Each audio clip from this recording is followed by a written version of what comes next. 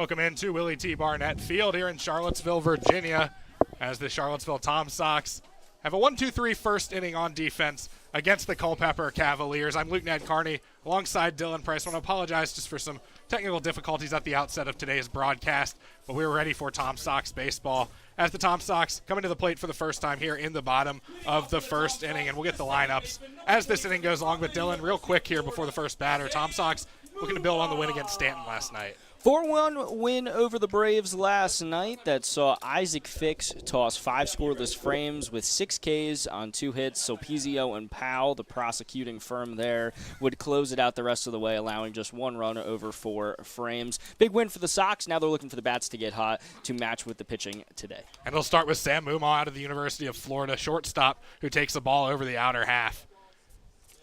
Just off the plate, I should say, and it's 1-0 against Zach Stevens, the right-hander for the Culpeper Cavaliers, who steams in a swinging strike on a fastball. Stevens out of Millbrook, Alabama, a right-hander rising sophomore out of the University of South Alabama with a 1-1 count to Mumau, and he misses outside with the 1-1 on a fastball.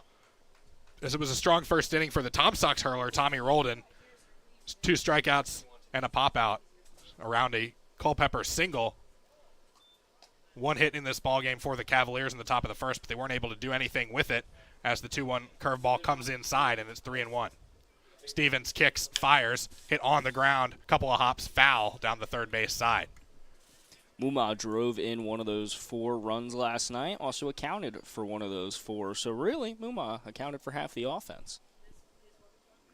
He's gone full here as Stevens looks in, winds up, kicks, fires. Strike 3 called right over the outside corner, and that's a strong start for Zach Stevens, just like it was for Tommy Roldan.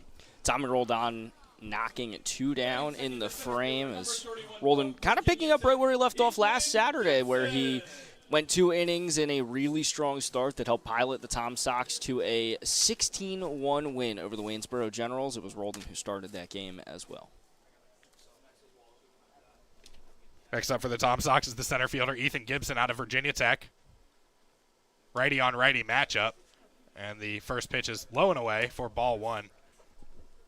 Setting the defense for the Cavaliers, John Howard at third, Connor Marinack at shortstop, Kazuya Jordan at second, Sean Sousa at first. The 1-0 is hit well into deep right center field with some carry, going back, and it's going to one-hop the wall as it's picked up by Bennett Fryman. Around second is Gibson, and he's going to trudge all the way into third with a stand-up triple. He hit that to the deepest part of this ballpark. And there's some offense you were talking about for the Tom Sox. And Ethan Gibson has been a catalyst to it in the past. We talked about, actually, you and I on the broadcast on Wednesday about his high on-base percentage that leads the team. Well, he also can rake when need be, and right there doing so for a triple, and now setting up Colby Wallace in his first taste of Willie T. Barnett Field. Bennett Fryman, the right fielder. Blagan Pato, the center fielder for the Cavaliers, and Eric Correa is in left out of Rice. The first pitch to Colby Wallace, who's out of East Carolina for the Tom Sox, playing first base tonight, is upstairs 1-0. The catcher tonight is Ryan Peterson for the Culpeper Cavaliers. The 1-0 outside, gets by Peterson. Coming in is Gibson. There's no throw, and Gibson races across home plate, and just like that, the Tom Sox have a 1-0 lead. And that's the Ethan Gibson special, folks. He can spark offense in his own way when need be, and we've seen that throughout the course of this season where you get him on the base pass, and whether he's swiping bags in his own right or just taking any and all opportunities the defense gives him, Ethan Gibson is an absolute rocket around the base pass. And now a hitter's count for Wallace, the first baseman, taking all the way on that 2-0 pitch, and he takes the strike over the inside corner. It's 2-1. From the windup now, Stevens. There is a pitch clock in the Valley League, so you'll see some pitchers work quickly here. Misses down and out. 3-1, another fastball, hitter's count. There's the fastball, and Wallace hits this one high in the air, right center field again, but not nearly as deep. And tracking over is Fryman. He shields the sun and makes the catch for out number 2. So the Tom Sox get the bases empty, unable to reset the offense there. And Gavin Miller, out of the University of Houston, tonight's cleanup man and third baseman, steps up to the plate. Miller 6 of 19 in This now just his 7th game played in VBL play thus far. Takes a fastball upstairs, 1-0. Stevens really not using much of that pitch clock at all. He fires a four-seamer over the outer half, strike one. The 1-1 now. Hit on the ground, not sharp. Couple of hops to third. Up with it, John Howard. 120 feet across the diamond to Sean Sousa, and that's out number 3. But not before the Tom Sox get a triple from Ethan Gibson, and he comes in to score on a wild pitch. And it's 1-0 for the Tom Sox after 1 inning of play. We'll be right back for the top of the second right here on Tom Sox TV.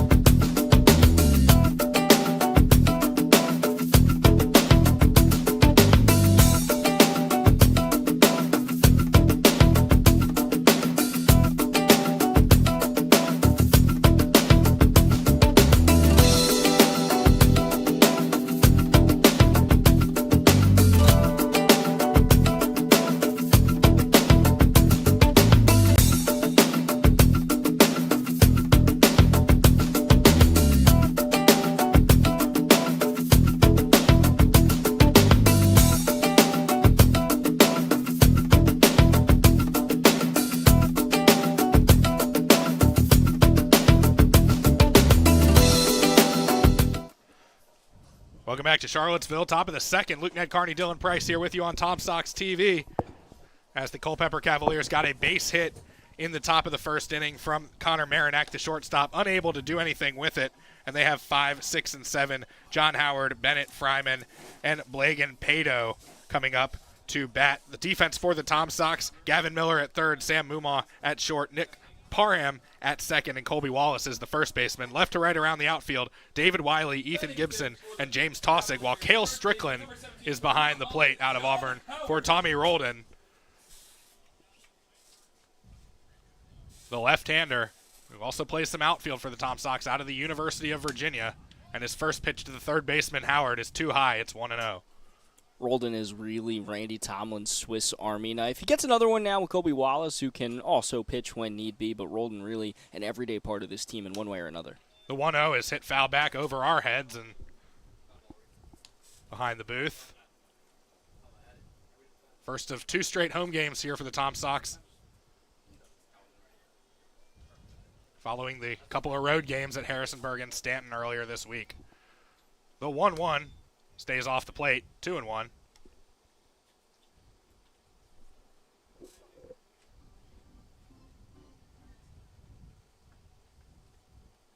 First batter at the top of the second for the 2-7 Culpeper Cavaliers.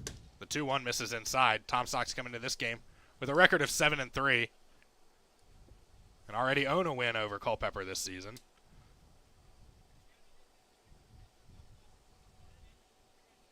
Cavaliers in their second year in the Valley League. Roldan comes set. The 3-1 misses high, and Culpeper has its first base runner of the second inning, second of the ball game, and the first walk issued by Tom Sox pitching. Yeah, just kind of missed a couple of those pitches there. Wasn't too far off. I mean, he's also not far removed from Fanning, too, to start this entire outing off. And now he'll settle in. Second time he's worked with a runner on. And as you mentioned, going back to actually last Friday was when these two teams clashed. It was sort of the Cavs' home opener. I'll talk about that a little bit more later. But it ended up being nearly a mercy rule. But Cavs would stay alive before Tom Sox would end it in 9 frames. The first pitch to Bennett Fryman, the left-handed right fielder, is right over the middle of the plate for a strike. It's 0-1. Tom Sox not holding Howard on. The 0-1 fouled back. Wallace looks like he might be anticipating a bunt. Now with 2 strikes, we'll see if he changes position at all.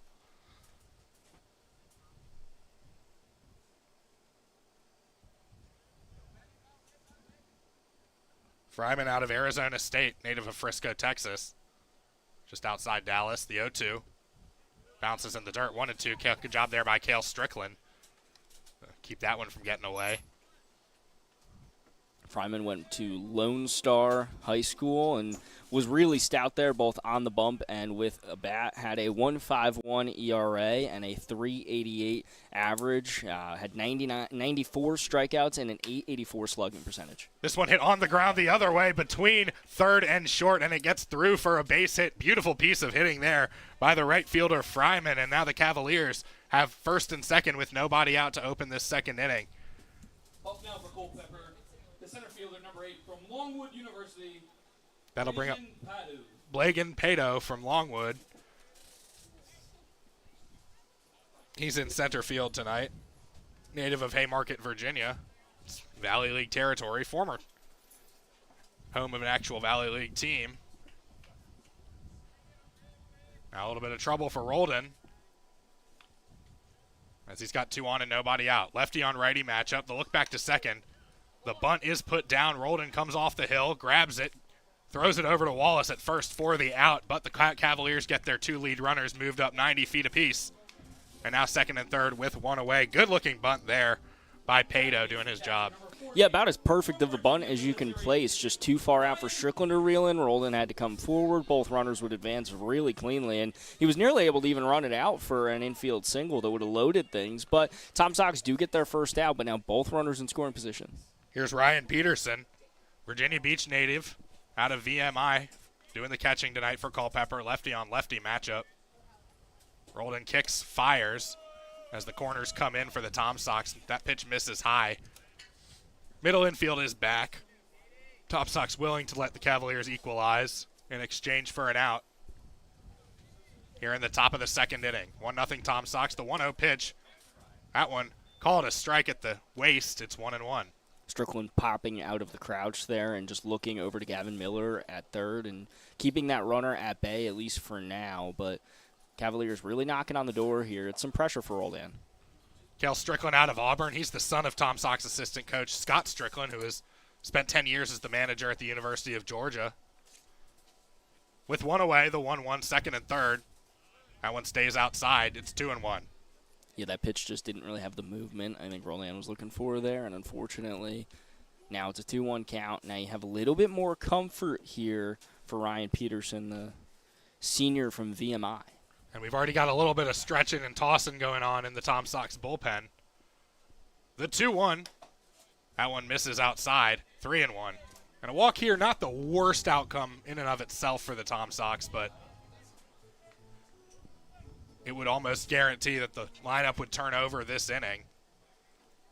Because after a couple strikeouts to start the game for the Tom Sox, Roldan has run into some trouble. The 3-1. He kicks, he fires, and that one misses high again. It's ball 4, and that's where he's been missing consistently this inning. Yeah, I think he was looking for a get-me-over fastball there that would maybe sail a little high or at least get a swing and a miss or a cold strike, but that one just sailing a little too far. And now base is loaded here, and as you mentioned, we're getting close to getting back to the top of the order. It's Sousa here, who's a George Washington player, so little familiarity with a couple of guys on this Tom Sox team as well, a Tom Sox team that boasts a couple players from George Washington, and he's going to go back to the dugout for a second. One of those offensive timeouts. Looks like Brandon Mack, the manager for the Culpeper Cavaliers, has called one of those strategy sessions. You get 2 of them in college baseball.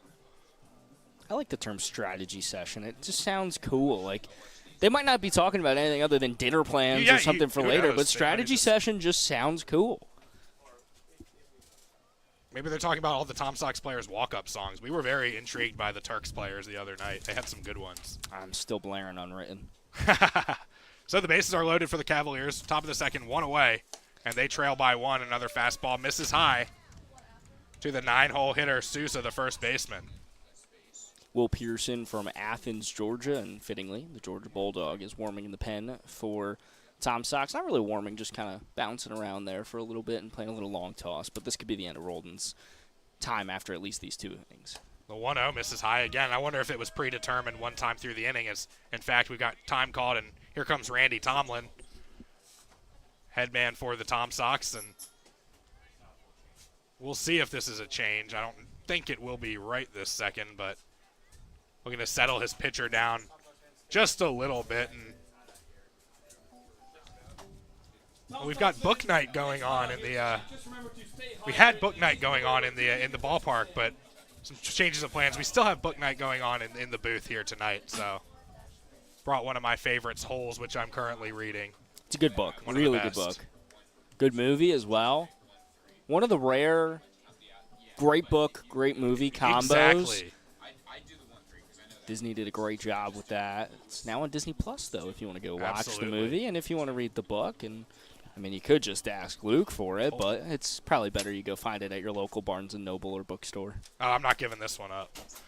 So you've read it before. Of course. So this is just another time through? Of course. Okay. What I do over the summer besides call baseball is the conference is over. Tomlin sticking with Roldan, and it's 2-0 count to Souza. Lefty on lefty matchup, misses downstairs now, and the Tom Sox in danger of giving up the lead.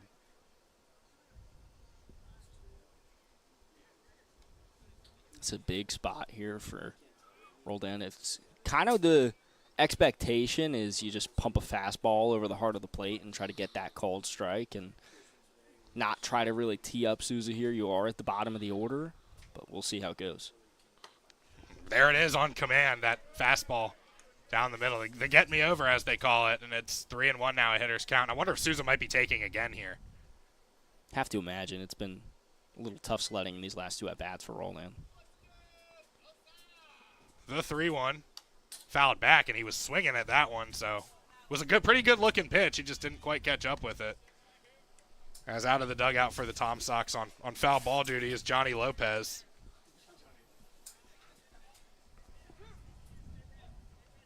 Full count now, one away. Cavs with the bases loaded, 1-0 Tom Sox, top second. Roldan kicks, fires, misses once again high, and he has walked in a run, and now it's 1-1.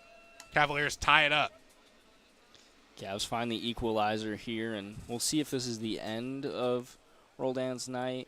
Don't believe so just yet, but bases remain loaded, and now we're back at the top of the order with Kazuya Jordan, which, shout out to him. Kazuya, awesome name from VMI. Did strike out swinging first time at the dish. And I'm keeping an eye on Randy Tomlin. He's popped up to that top step of the dugout as the first pitch is up and in, and Randy takes another step up. It's almost eerie. He's just kind of propped up over there. 1-0 to Jordan. Cavaliers with a run in this inning. They've knotted it up 1-1. Roldan fires. That one's in there for a strike. So I don't have his name, but this is the same home plate umpire we had on Wednesday in Harrisonburg. Friendly strike zone in that contest as well. Early indications are it's kind of going to be similar. The 1-1. Off the fists, fouled back into the screen. And now we're seeing Roldan work ahead in a count. We haven't seen that really since the first inning and the early part of that frame. So having a little bit of leverage here, now he can kind of pick his poison, what pitch he wants. Still got to be careful with the bases loaded, but he's in a pitcher's count, which has been a bit of a change of pace. The 1-2. Curveball, and the umpire almost called that a strike. Saw a little bit of a flinch there, but misses high, 2-2. Missed by, I mean, maybe a hair. If there's something smaller, a morsel, that was about what it missed by. The 2-2. Hit high in the air, foul over the Tom Sox dugout. Johnny Lopez is not going to run after that one. It'll be a long run. No need to waste the energy. The kid will bring it back for you. Or keep it as Now a in senior. Harrisonburg, you could bring them back for a freeze pop. At Culpeper, it's a lollipop and a chance at a signed baseball. Take that. The 2-2 to Jordan. Roldan, long look in, kicks, fires, misses inside. Now a mighty big payoff pitch here in a 1-1 ball game, top second. As Randy Tomlin paces toward that dugout exit. Will Pearson looks to be pretty ready in that bullpen. The payoff with one away. Hit in the air. This is going to be an infield fly, as it looks like Wallace. Now he'll be called off by the second baseman, Parham. Batter was out anyway. Parham grabs it, and that's a big second out recorded by the Tom Sox. It is. I think this will likely be the end of Roldan, as Randy Tomlin was already perched up over there. He's motioning, and now he's back over? I don't know what's going on. It is a lefty-on-lefty matchup coming up, so maybe he might let him. And this is a guy you struck out at the beginning of the game. Keep him in for the odd matchup. Keep it in for the momentum as well, and just try to see if you can go through this without burning Pearson just yet. That batter is Eric Correa, the left fielder. Bases loaded, 2 outs. Tom Sox 1, Cavaliers 1. Culpeper has scored it here in the top of the first, or top of the second. First pitch misses downstairs, 1-0.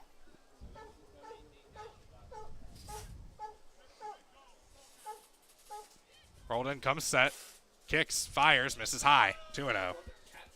Very animated dog here in attendance, barking. Sounded more like a meow than a bark, which is drawing the attention of some members of the media team up here. Correa plays at Rice, which is in Houston, but he's a native of Fort Lauderdale. Probably enjoying the Florida Panthers almost Stanley Cup. The 2-0 called a strike over the outer half. It's 2-1. Wound's still fresh as a Rangers fan, but Panthers have made quick and easy work of Edmonton thus far, and as you mentioned, looking to polish it off, and as are the Boston Celtics, who tip off in just a short while against the Mavericks. 2-1. Your team swept my team at the first round of the playoffs, so that one is downstairs, 3-1, but with a goal differential of, I think, -37, I don't think we stood much of a chance in that one. Cavs were just happy to be there. We really were. It's just Ovi record chasing at this point. 3-1 now the count, as Roldan has already walked in a run. Correa in a lefty-on-lefty matchup. Bases loaded for the Cavaliers. Roldan kicks, fires. That one misses outside, and that's the second run walked in by Tom Sox pitching here, and I think this is going to spell the end for Tommy Roldan, as this will be the second visit of the inning, which constitutes a change. As we'll keep it right here for this pitching change and kind of catch you up on what happened at the beginning. Roldan started really strong, getting the first 2 batters to strike out. Now you've got Marinat coming to the plate. He's already got a hit tonight, and the bases are loaded, and you've already given up the lead here in the top of the second. Yeah, it's kind of the time to put an end to it. I think Roldan, solid outing for the most part, felt like his best stuff was in that first frame, and he kind of just was having trouble, as you've kind of mentioned, and we've reiterated a little bit with some of those high pitches, just losing it. They were sailing a little high, but, it's another outing in the books for him as he still settles into the pitching side of things in the VBL. And it's a short season, but it's, you still got to work up those pitching outings, as Roldan not someone who spent a ton of time with UVA Cavs in the lineup or on the bump this season. He's just a freshman. He's got a lot of time to continue to build those innings together and put together these outings, and did a really solid job, as mentioned, in Waynesboro, and for the most part, a pretty solid job today. And now it's Will Pearson, who's going to come in on cleanup duty here, and he's appeared in 2 games this season, pitching an inning in 2/3, 2 strikeouts, 2 walks, 3 hits, and 3 earned. And Will Pearson out of the University of Georgia played sparingly for the Dogs under Wes Johnson this year. Wes Johnson, the man who actually replaced Scott Strickland as the head coach of the Bulldogs, and Will Pearson playing for his old college manager as one of the coaches here. He kind of has a 3/4 delivery, pitching from out of the stretch as he throws to Cale Strickland. So an all SEC battery now coming for the Tom Sox, who trailed 2-1 to Culpeper after a couple of walks. So we'll pass along a few more Valley Baseball League scores.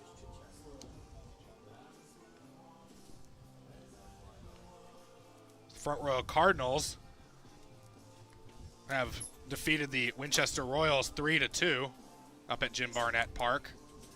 In the top of the third, down in Covington in South Division play, the Harrisonburg Turks and the Lumberjacks are scoreless. Currently in a rain delay in Woodstock. They're tied 1-1, but they've been interrupted between the River Bandits and the Strasburg Strikers. Pardon me, that game is in Strasburg. Staying in the North Division, the Cannons of Purcellville out to a 3-0 start in the top of the first against the Newmarket Rebels. And the 2 teams nearest us, Stanton and Waynesboro, tangling tonight. They're 0-0 just underway with those 7:30 starts.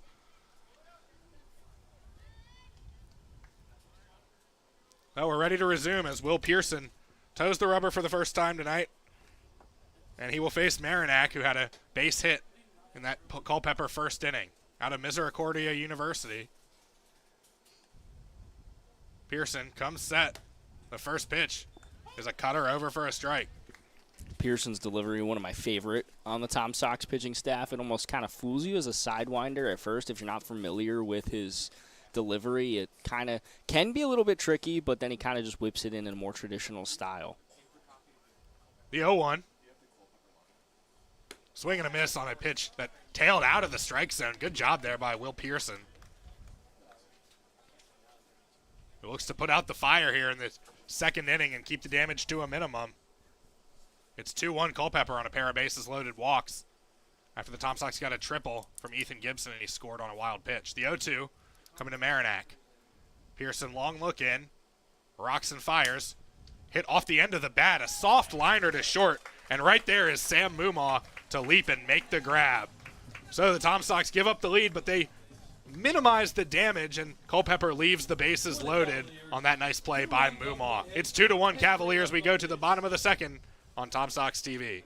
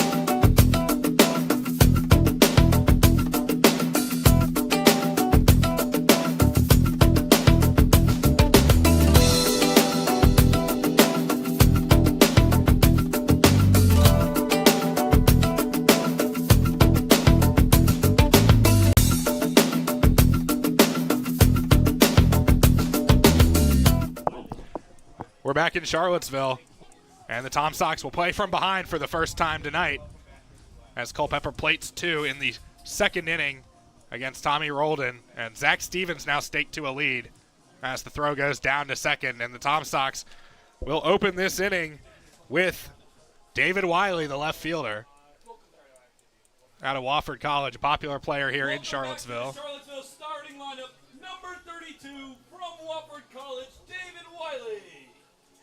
Our PA announcer, Matt Cabram, giving him a warm welcome back to, this is his first time in the starting lineup back here at Willie T. Barnett Field. Came in as a pinch hitter for Cade Ballou the other night, but it's David Wiley in the starting lineup tonight, and a lot of fans, as you mentioned, very familiar with Wiley here.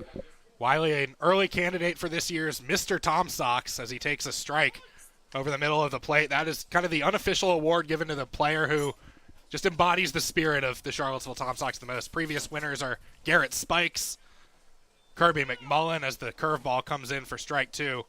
But David Wiley, the early mantle carrier for the annual coveted nickname of Mr. Tom Sox. And he takes the ball outside. It's Wiley, Tossig, and then Wynn on the docket. Maybe more, surely no less. Hopefully more if you're a Tom Sox fan, as they trail 2-1. First batter here in the bottom of the second. Zach Stevens throws the slider in the dirt. It's 2-2. Stevens from Millbrook, Alabama. He was a member of the varsity team for Stanhope Elmore College for 6 years. So that's 2 years in middle school as well, unless there's more things that I have questions for Stevens. The 2-2 to Wiley is looped over the first baseman and down for a base hit. He's going to try for 2. No, he's not. He's going to go back to first. He went almost halfway to second base, and nobody was covering first, so he couldn't really get picked back off. But that'll go down as a single for David Wiley to start the inning.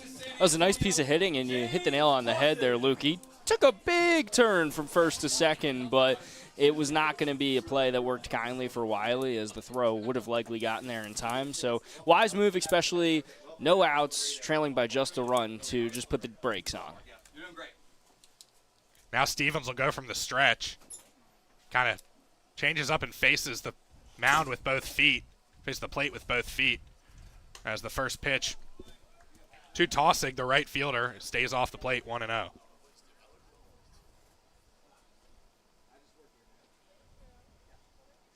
Wiley with the leadoff first, being held on by the first baseman, Sean Souza. Stevens looks in, takes the sign. The 1-0 fastball hit high in the air, left side. Who's going to take this one? It'll be the left fielder, Eric Correa, who reaches up and makes the grab and throws back to first. Is not really sure why he did that, as Wiley wasn't tagging, but that'll go down as the first out. Correa had to come a long way to come back and get that, but Marianac was originally showing like he was going to come reel it in, but eventually gets called off as it was as long as a fly ball debate can be. It was kind of going on there before who was eventually going to say, all right, I'm stepping away here. And the shadows starting to creep over on that side of the field, so that made it a little bit more difficult. Both the mound and the batter's box are still more or less in sunlight. As Ryan Wynn bats with a man on first and one out. His team down 2-1. Wynn an infielder, but he is the designated hitter tonight. And he hits that one off the fists on the ground to second, gobbled up by Jordan. They are able to get the out at first. I think Jordan might have had a little trouble picking that one up. Otherwise, they had a shot at two. But it's a fielder's choice. And now 2 away for the Tom Sox quickly after the leadoff single. Yeah, that's a lucky break and just a tough play there, as Wynn, if the second baseman's not able to get over there, likely just sneaks that through for a base hit, and then it wasn't able to be cleanly gloved, so on both ends it was a lucky break for both sides. Really no harm, no foul except for the out, and now Nick Parham, his first taste of CHS play and his first taste of VBL play. Out of East Carolina, first pitch swinging, hit foul off the end of the bat to the backstop. ECU, a bit of a surprising loss in the college baseball tournament. Getting knocked out by the 4th-seeded Evansville Purple Aces in their own regional at Clark LeClaire Stadium. 0-1 the count now. The kick, the delivery by Stevens. That one is hit off the end of the bat, and it goes just foul to the left of the third base bag, and that one would have been trouble had it stayed fair, but it's now 0-2. Yeah, Coach Tomlin was saying that it might have gone fair at first, but it did tail off foul towards the end. If that would have stayed fair, as you mentioned, we've also got the speedy Wynn now on the base pass, who likely could have raced around here and really sparked some serious offense here for the Sox, but now Parham going to have to dial back in the 0-2 count. No argument there from Coach Tomlin. He's coaching at third base, so he had the best view out of anybody. From the stretch, Stevens kicks, fires. Called third strike as Wynn was taken off on the play, but it's not going to matter as that is out number 3. And the Culpeper Cavaliers will take a 2-1 lead into the third inning here in Charlottesville. You're listening to Tom Sox Baseball on Tom Sox TV. 0 left on base, but at the end of 2 innings.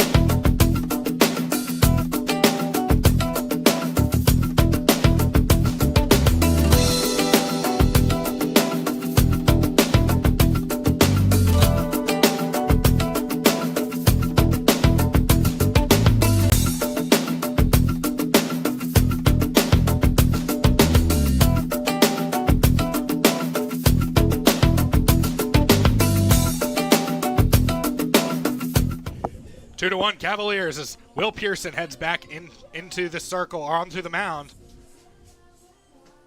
as the Tom Sox look to keep this deficit at 1. Cavaliers plated 2 in the top of the second inning. Luke Knight, Carney, Dylan Price. And it'll be the middle of the Culpeper order. Bollinger, Howard, and Fryman. This was the kind of the part of the order that got things going for Culpeper in the top of the second. Bollinger, for his part, though, popped out to the shortstop. And he takes a fastball from Will Pearson right over the inside corner for strike one. Good heat by Willie P, as they called him down at Georgia. First batter of the top of the third inning, Pearson kicks, fires, going from the stretch, and that one screaming foul toward the Culpeper dugout, and the fence there took a beating. That's why you got to keep your head on a swivel, Cavs. That was streaking towards them, and looks like everybody's all good. Some chuckles, and saw a similar situation the other night in Harrisonburg. Yeah. Almost rinse and repeat the exact same situation, and just kind of one of those things where you say, literally hit it anywhere else in the ballpark but right here. Kind of interesting because as a right-handed batter, if you hit a line drive like that hard, it's usually the opposite way if it's that foul. He was so far ahead of that pitch that it went toward his own dugout, as the count is now 0-2 to Bollinger, the designated hitter. Will Pearson looks in, fires, and misses outside. 1-2. Bollinger out of Lehighton, Pennsylvania. Another Misericordia guy.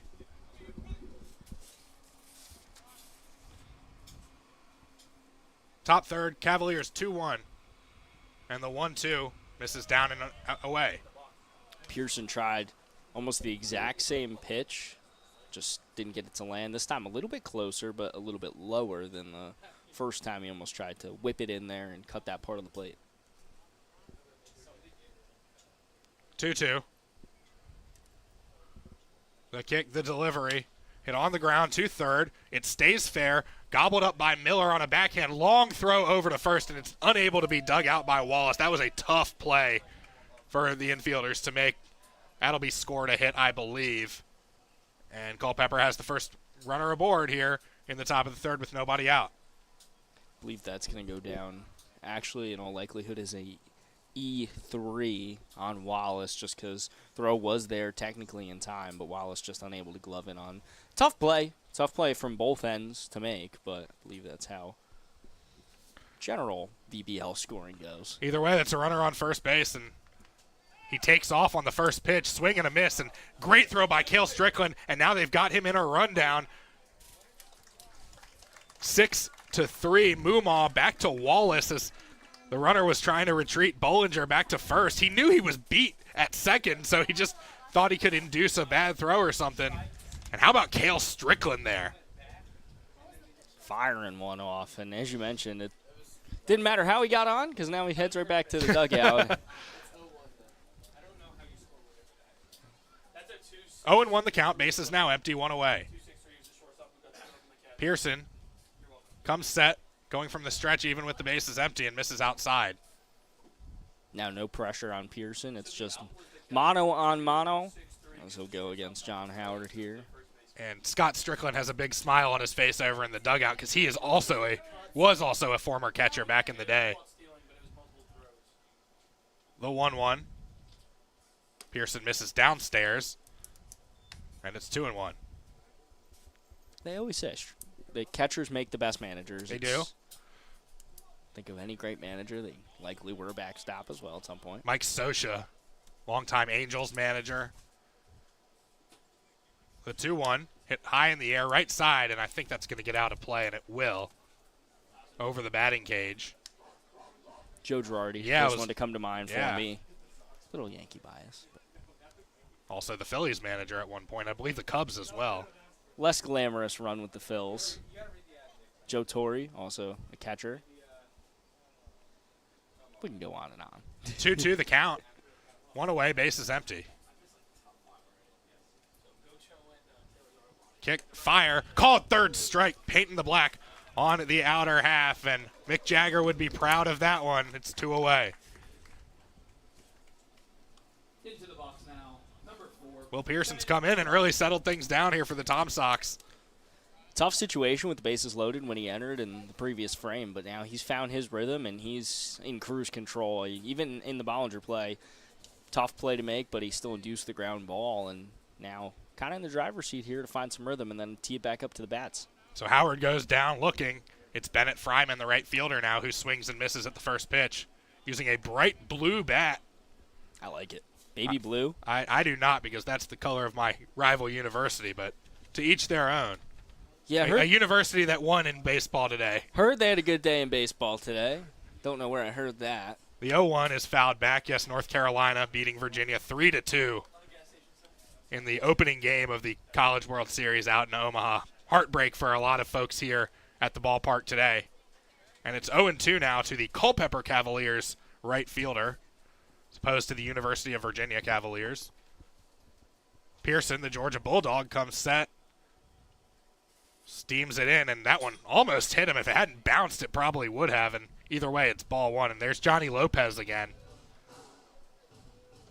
drawing the assignment of ball shagger. Doing a good job thus far as well. Sitting on the bucket up at the head of the dugout. The 1-2. The kick, the delivery, hit in the air, center field, with some carry, but playable for the Tom Sox center fielder, Ethan Gibson, who puts it away.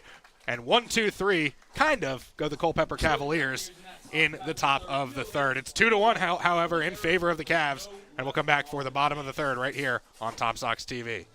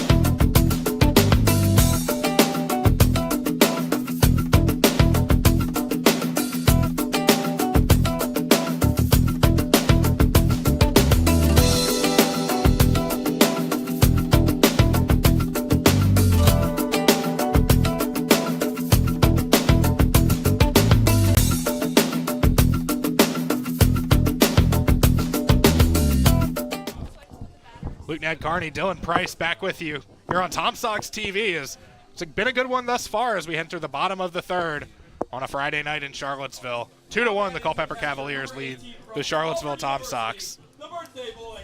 And here comes Cale Strickland, who had a nice pop and throw on a steal attempt from the Cavaliers in the top of half of the inning, and now he gets his first AB on his birthday, no less. Big day for birthdays here at the ballpark.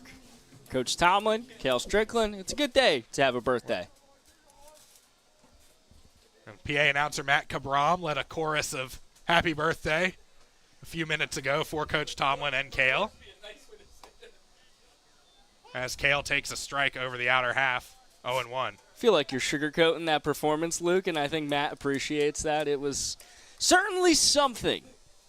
Can't wait to hear him take me out to the ball game in a little bit. In other news, I've decided we're going to a karaoke bar after tonight's game. As the 0-1 misses upstairs from Stevens. Count is even as now Strickland takes one at the shoe tops, 2-1. Zach Stevens has been working quickly all game. I think he might be trying to catch the late show of Inside Out 2 over at Stonefield. The 2-1 catches the outside corner, strike two. Stevens has pitched 5 1/3 in VBL play this season with 8 strikeouts from the South Alabama student. He winds, he fires, curveball. And ducking out of the way is Cale Strickland. It's 3-2. Not even really out of the way, just kind of underneath it as it kind of just hung up there for a moment. A lot of break on it, though. And a payoff now to the Tom Sox backstop. The wind, the fire, hit high in the air, foul territory. Peterson's going to give it a look. Does he have room? He does, but he can't get there quickly enough. I think he might have lost that one in the sun a little bit. What little bit of the sun there is still peeking out. And we'll do it again. That was a tough play to make. I mean, coming from third was Howard, and then Peterson, I think, last second realizing it wasn't out. And as you mentioned, light's just now coming on here as it's kind of, wouldn't necessarily call it dusk yet, but sun has started to kind of come down, and it makes things a little bit more complicated. Depth perception becomes an issue, as we saw the other day in Harrisonburg as well. Yeah, you've got almost the whole infield now under the shadows. Right center field is still in the sun as Strick takes a ball downstairs. And it's a leadoff walk for the Tom Sox here in the bottom of the third. The top of the order, number 27, Sam Muma. That'll turn the lineup over for Sam Muma. Now you got the runner on, opportunity that's ripe for the taking. Going back to Stevens, this is his second start on the campaign. Has not allowed, well, up until today, a run yet. And it was no earned runs. He's 3 runs, 7 hits, 8 strikeouts, 6 walks on the campaign. From the stretch, Stevens' first pitch fastball is swung on and fouled to the backstop. I don't think Strickland, as a catcher, is much of a threat to run, but I've been wrong before. Tom Sox trail 2-1 here in the bottom of the third. They got 1 in the first. As the man who hit the triple to start that is Ethan Gibson. He's on deck. The 0-1 called a ball downstairs.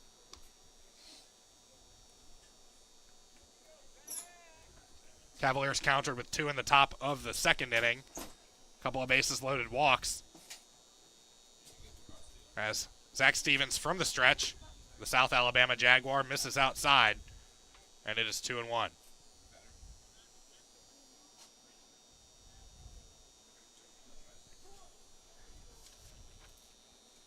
Muma, a native of Palm Harbor, Florida, Miami metropolitan area.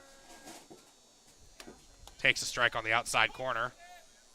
Of course, many of his teammates out in Omaha right now. Florida will have their first game tomorrow night against the Aggies of Texas A&M. 2-2 the count with a runner on first. Muma hits this one off the fists in the air above the infield. Easy pickings for the shortstop, Connor Marinack, and one shortstop pops out to the other. 1 away.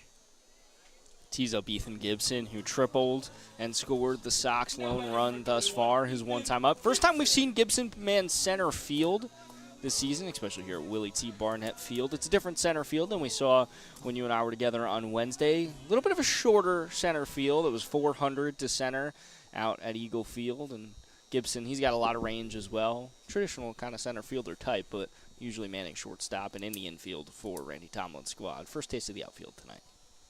The Virginia Tech Hokie, 2-hole hitter. Laced one to right center the first time at the plate. Takes one outside. It's 1-0. Native of Abingdon, Virginia, which is at pretty much the opposite end of Interstate 81 as most of these Valley League teams. The 1-0, downstairs 2-0. Still no action in the Culpeper bullpen. Looks like they'll ride Stevens at least another time through the order. 2-0. Cale Strickland, the catcher, is the runner on first. Wallace on deck for the Tom Sox. Stevens looks in from the stretch, rocks and fires, and that one fouled off the end of the bat, 2-1. As far as a freshman year can go, Stevens got a pretty good sample size, 22 2/3 to the tune of a 6.35 ERA. Appeared in 10 games, starting 5 of them, 16 earned runs, 14 Ks, and an opposing batting average of .267. Had a lot of premier schools offer him as well, but choosing to stay in Alabama. Had offers from the likes of Kentucky, Troy, Southern Miss. 2-1, fouled back, 2-2. Gibson looking to time up that fastball. And time called now. I wonder if he might have broken the bat, or it's not something you're used to in the college baseball regular season because you don't use wooden bats. I think it's just a little more pine tar or something like that. We saw on Wednesday one of the Harrisonburg players just lost the bat and it flew down the third baseline as he swung. Or maybe it was one of the Tom Sox players. I can't remember, but Ryan Wynn. Kind of impressive actually. It was. It sparked you and I's conversation of the MLB The Show. Yeah. It can now happen. But, yeah, I believe it was Ryan Wynn. Okay, but yeah. No harm, no foul. All was well. But now I think Ethan Gibson, seeing those flashbacks, was like, yeah, I'm going to take the pine tar here. Count is even at 2-2. Cavaliers up 2-1. Stevens fires curveball, stays high, and it's a full count. This would be a big base runner to get on the pass. Obviously, the speed first and foremost of Gibson, but to get 2 on with just an out would be a lucrative spot for a Tom Sox team trailing by 1. There goes Strickland, got an amazing jump, and that one is hit on a line through the infield at shortstop, and that's going to allow Cale Strickland to get to third base. Gibson digging for second. He slides in safely, and now he's halfway to the cycle with a double and a triple, and the Tom Sox have guys on second and third with nobody out. Well, Strickland getting the jump, it flew to third, and as you mentioned, he is a catcher. Doesn't mean to take anything away from the speed of a catcher. They can be fast, but not typically a real threat on the base pass. But he was going, and Gibson lacing that, and just with the speed of Gibson as well, allowed him to get to second. We saw that speed on display in the triple earlier, and now really putting Colby Wallace in a good spot in his first time here at CHS. Second at bat. Did see him come in to pinch hit for Tommy Roldan last night, but he flew out to right his first time up, first time here at home, though, in the BBL. Here comes Brandon Mack, the Culpeper manager. This is a strategy discussion as the whole Culpeper infield has come to the mound. No action in the bullpen. As we'll update you from Omaha, the second game of the first day of the College World Series. A lot of offense thus far. Top 3, Tennessee leads Florida State 4-3, but the Seminoles with runners on first and third and nobody out. So lots of action going on. We've seen what that Seminoles offense is capable of. They exploded in their first game against UConn. What was it, like 24 runs? 24-4. Winner of that game will play North Carolina on Sunday in the night game. Loser of that game will face Virginia for elimination. Tomorrow's docket, 2 o'clock Eastern time. The NC State Wolfpack take on the Kentucky Wildcats, and at 7 o'clock it will be Texas A&M and Florida as we resume play after the mound visit. Here's Wallace, the first baseman, with runners on second and third, 1 away. And he hits this one in the air, swinging at the first pitch, out of play, and got to get at least one of these guys home if you're the Tom Sox. Got to get one, provide the equalizer, and then anything after that is cake. But Colby Wallace in a big situation here, almost at a point where you just hit the ball and play. Wearing that purple East Carolina batting helmet, he holds off that one, and it stays off the plate 1-1. Really good take there from Wallace. Thought it was going to break at the tail end and cut that part of the plate, but hangs tough, and now 1-1 count. Second and third, Strickland at third, Gibson at second. Cavaliers corner infielders take a step in. It's 1-1, 1-1 I should say, and now it's 1-2 as that one is fouled way out of play down the right field line. Colby Wallace getting some extensive time in his first season with ECU. He pitches as well, appeared in 5 games with a 4.5 ERA, and at the dish, 261 in 32 games play is what he hit. 6 runs driven in, a 304 slugging percentage, and a 363 on base percentage. Pretty solid numbers for his freshman season. The 1-2 from Stevens misses high, 2-2. No long ball yet in his college career. If you're going to count the summer league as well as part of that, could still find that first one. The 2-2 hit on the ground, up the middle and through for a base hit. That's going to score Cale Strickland. Coming around behind him is Ethan Gibson, and the Tom Sox are back in front after a 2-run single from Colby Wallace. Well, welcome to Charlottesville, Colby Wallace. Wow, 2 runs driven in, and now tides have turned. Tom Sox lead. So the back and forth fight continues here in the early innings. Gavin Miller, the cleanup man, up for the Tom Sox. As we wonder if we'll see some more movement on the base paths here.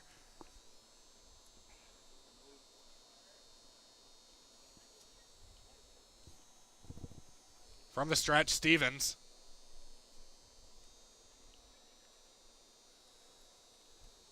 Long pause. Now he kicks, fires, buzzes the tower with an upstairs fastball. It's 1-0. And way before the game, while everyone was kind of stretching and warming up, Coy Tomlin, one of the other assistant coaches for the Tom Sox, son of Randy Tomlin, requested the Rocky song. Of course, Eye of the Tiger, or the da-da-da-da-da. But the point is, this has been kind of a heavyweight bout here through these first 3 innings. It has, and it's delivered thus far. Last time these two teams clashed, mentioned it was all Tom Sox. This time around, though, Culpeper hanging tough through the first 3 frames. The 1-0 is hit on a line, and what a play by the second baseman, Kazuya Jordan. He gets on the pogo stick and nabs it out of the air, possibly taking away extra bases, and it remains 3-2 with 2 away here in the bottom of the third.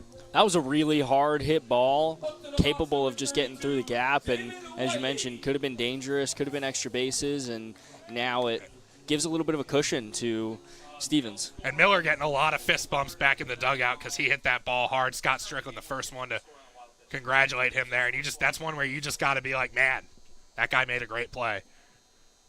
And Jordan, not a big guy either.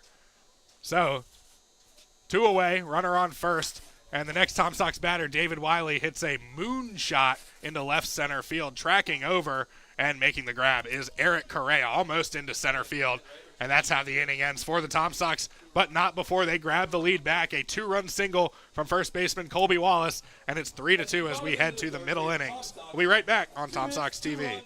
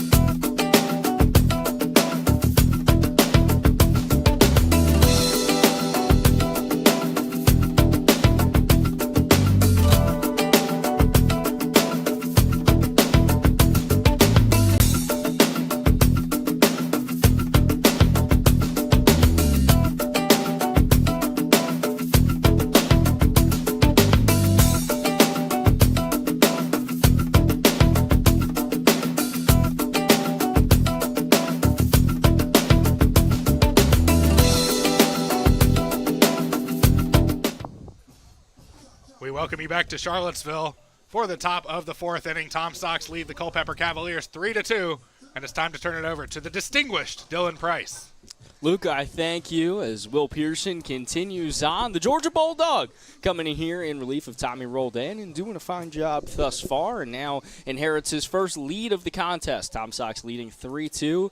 Ethan Gibson with a double after Cale Strickland had walked. A nice jump from Cale would put him at third base. And then with runners on second, third, Colby Wallace getting his first 2 ribbies of the VBL campaign. Arrived freshly at 3 o'clock yesterday, as did all the ECU boys, and now Colby Wallace getting on the stat sheet here and giving a bit of a cushion to Pearson. Just a run, though, so the Cavs still within striking distance. Pearson looks for the sign from the birthday boy and Cale Strickland, winds, fires, and a beautiful breaking pitch over the inner part of the plate. Gets a called strike 1. The most break we've seen from Pearson in his inning plus. Little bit of long toss in the Sox pen as the next pitch from Pearson cut on and missed from Blake and Padu. Believe it's Marco Lavari out there warming for the Sox. And now the 0-2 incoming from the Georgia Bulldog in Pearson. Already up big on Pado with an 0-2 count. Slashed into left center. This is going to drop down. If it won't, what a play. David Wiley, Superman, out there in left field. Looked like it was going to drop, but Wiley sneaks his glove underneath it, lunges out, and the Tom Sox have their first out. He had that one all the way. You saw he knew he was going to catch that one from the moment it went off the bat. And you would be correct about the bullpen. It is Marco Lavari, the right-hander, warming up. And now Ryan Peterson, the catcher. The 8th spot in the lineup from VMI, walked and advanced all the way to third. His first time up as a part of that 2-run top of the second, as the first pitch from Pearson here sails into the cage behind home plate. Ways away, ball 1. What a play from Wiley out there in left field. If it dropped, it likely would have been extra bases and would have had the tying run in scoring position. But now Big out for Pearson. The 1-0 offering way inside and a little bit low for ball 2. He came out to I'm Just Ken the other night. Now he's proving he is Kenuff in the field. It's been all Barbie-themed walk-ups for David Wiley. Don't know how much choice Wiley actually had in that. As a big 2-0 offering, getting a cut and a miss. It's kind of like in the majors when someone gets called up for the first time and they got to walk into the stadium with like a Dora the Explorer backpack. Something like that.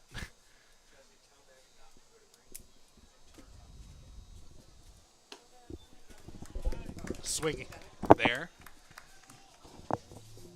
As 2-2 count here, team president Chesley up chatting with some of our media team, and in the meantime, 2-2 count, 1 out. I believe we'll be keeping it here after this inning is what we're being given for a between innings soiree. The 2-2 to Peterson. Just missing low, had the inside part of the plate, but just a little low, and now Peterson has worked the count, now back full with an out.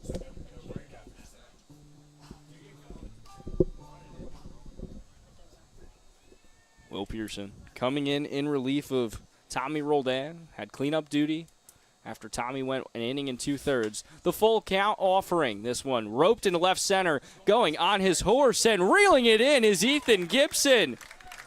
Gibson had to go a long way into left center to corral it, but he does. And 2 long flies from the Cavaliers, but 2 outs from the Cavaliers. It's a 3-2 ball game with 2 outs, and Will Pearson continuing on in this outing with a little help from his friends out there in left and center field.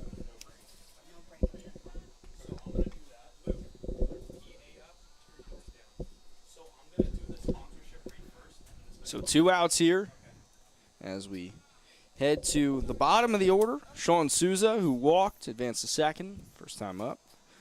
George Washington, student, gets a called strike 1 on the inner part of the plate. George Washington, formerly the Colonials, now the Revolutionaries. A bit of a name change there. Kind of similar name, though, I Same think. vibe, just a little bit different. The 0-1 to Souza. Slashed. Foul down the third base side. Ways away foul. It was kind of on a rope, tailed off towards a few of those cars out front by Charlottesville High School. And you know by now to park as far from the field as you can. Bit of a parking debacle today as Little League team was also battling some of the top stocks for parking. Led to some good fun in the onset as that's called ball 1. So Souza getting a good call here after the foul ball. It's a 1-2 count, 2 down. Pearson getting some big-time help from his left fielder and David Wiley, who lunged out to corral 1 in, and then Ethan Gibson running a long ways to do the other. 1-2, 2 down. Pearson trying to work out of the inning and retain the 3-2 lead for the Tom Sox. Called strike 3. Good morning, good afternoon, good night. That's the end of the frame. 1-2-3 inning for the Tom Sox. They hold a 3-2 lead as we head to the bottom of the 4th here on Tom Sox TV. To thank First Heritage Mortgage for their support this season. Founded in 1996, First Heritage Mortgage was designed to be the premier source of mortgage financing in the area. By working hard to prove ourselves on every loan, First Heritage has gained a reputation for their ability to provide innovative mortgage solutions, customized to unique needs of each borrower. Just have us do that on the broadcast. And now we have a special birthday announcement and present for Coach Tomlin and his family. Oh, that must be what it is. Coach Tomlin, your son Quade and his partner Allie are pregnant. Grandkids are on the way.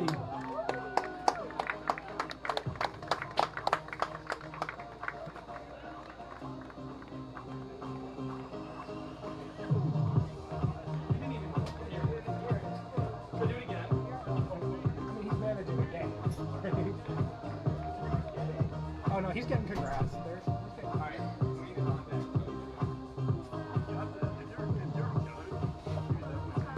Oh yeah, he's like hugging people.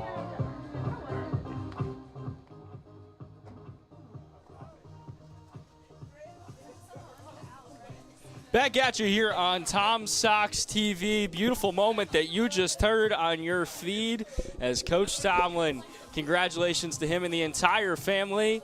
Coach Tomlin going to be a grandpa. We create families here at Charlottesville High School. There was an engagement at the last home game on Tuesday night, and now an announcement that one of Coach Tomlin's sons is pregnant. Not him, of course, but him and his wife are pregnant, and Coy Tomlin going to be an uncle as well, celebrating as he runs back in. Beautiful, beautiful moment. As we resume play with the Tom Sox leading on this gorgeous Friday night. 3-2, they hold the lead as James Talsic sees the first pitch way outside for ball number 1. And Culpeper is now going to send a guy walking down to the bullpen. Zach Stevens has been in since the beginning. Second offering to Talsic inside this time for ball number 2. So Blues winning, orange back. Thank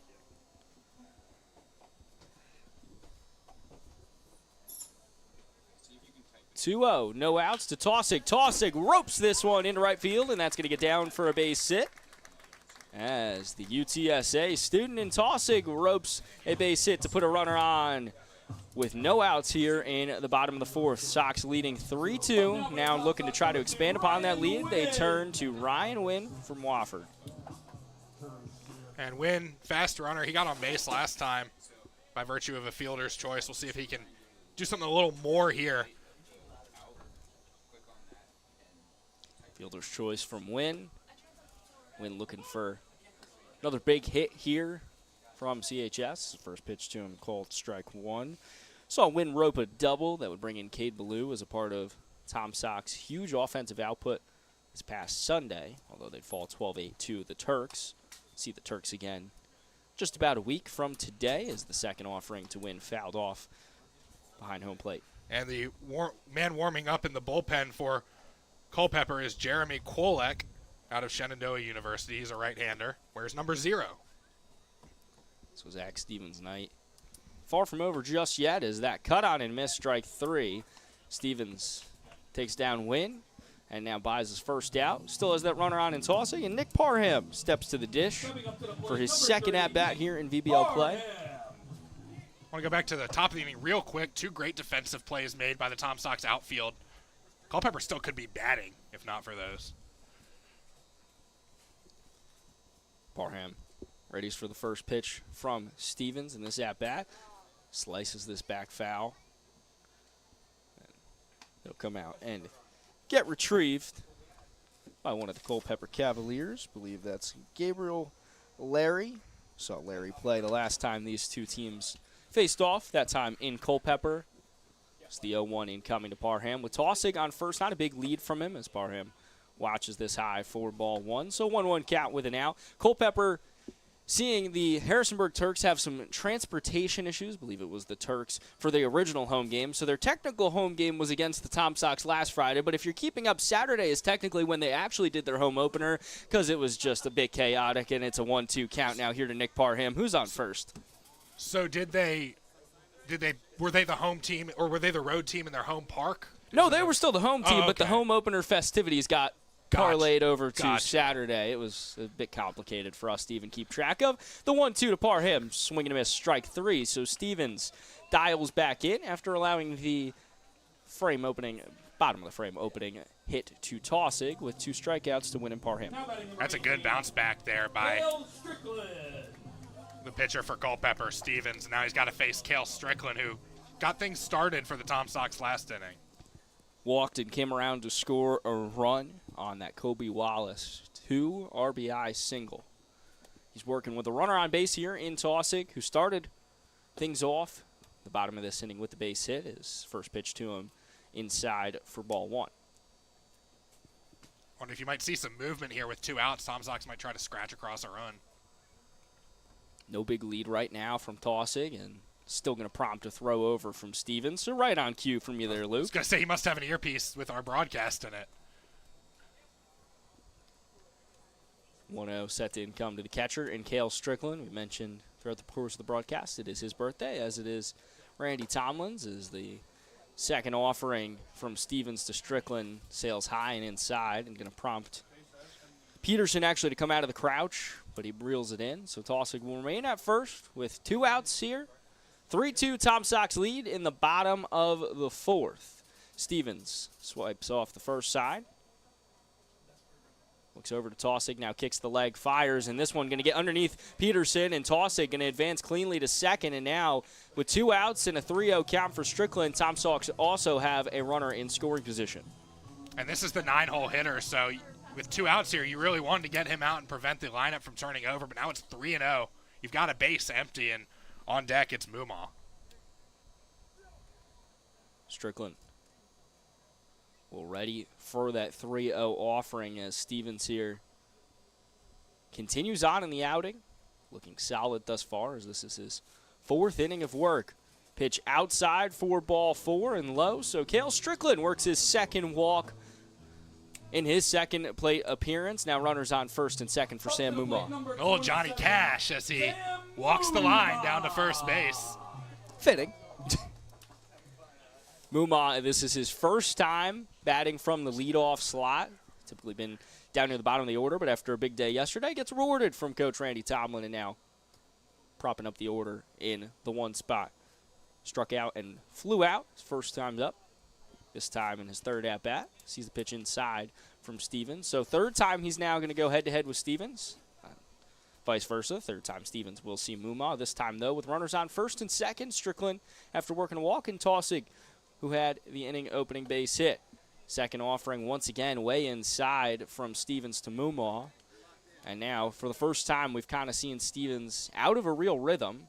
Stevens, who has an unorthodox start to his windup, kind of starts open-ended before then kicking the leg back inside, taking a step back in, kicking the leg, then firing as he does here to Mumau, and tried to see that pitch break over the inner part of the plate. It won't, so it's a 3-0 count with 2 outs, and now Mumau in a position here where he could work a walk, and Peterson and the shortstop and Marinac going to come in and talk to their pitcher. As you kind of mentioned, these are the strategy discussions, as now the 2nd baseman in Kazuya Jordan going to meet them out there as well.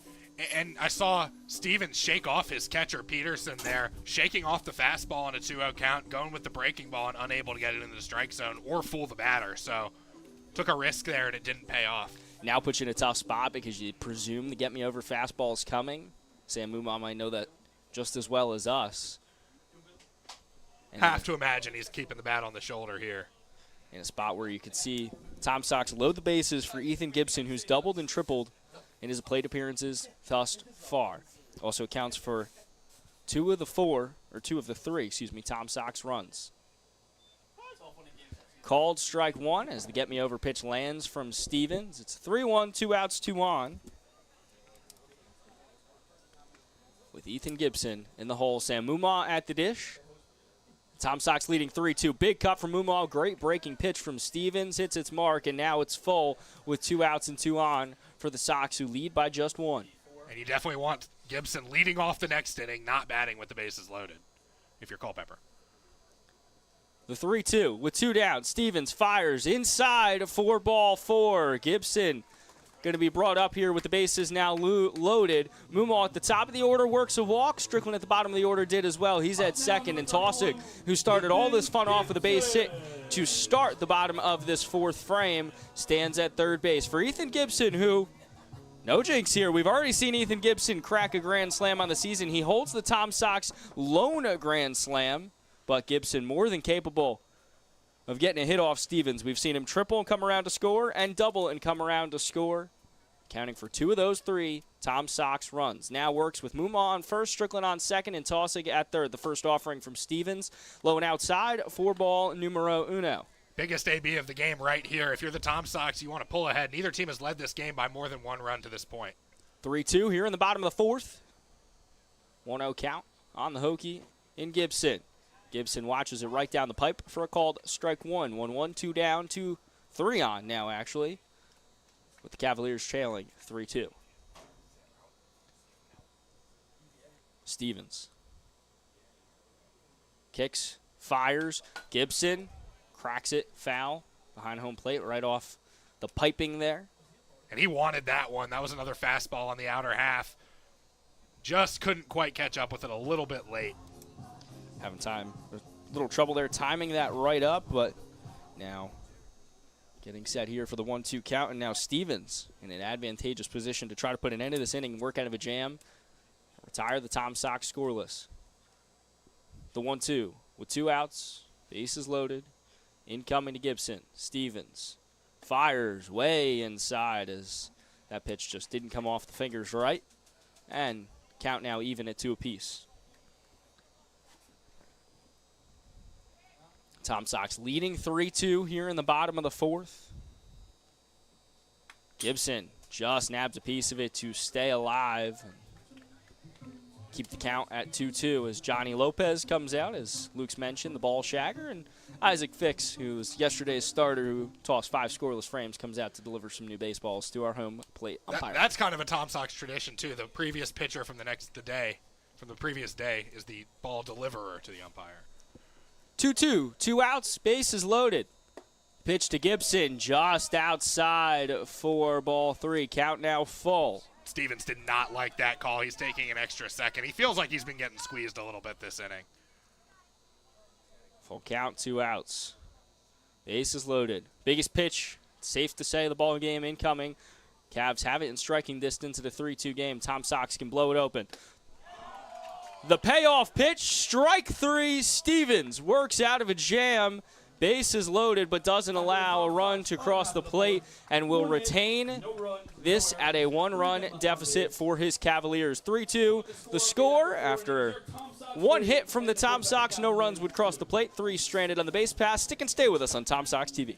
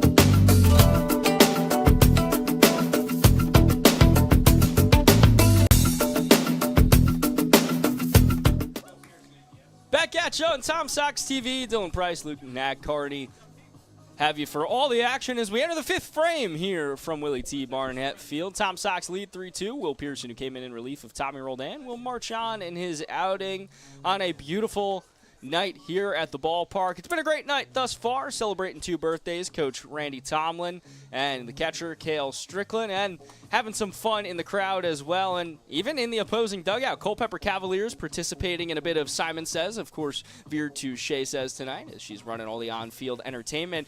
The only time the Cavaliers, though, not participating was when, Shay said, "Go Tom Sox, Cavaliers." Yeah, that's understandable. They weren't going to bite there.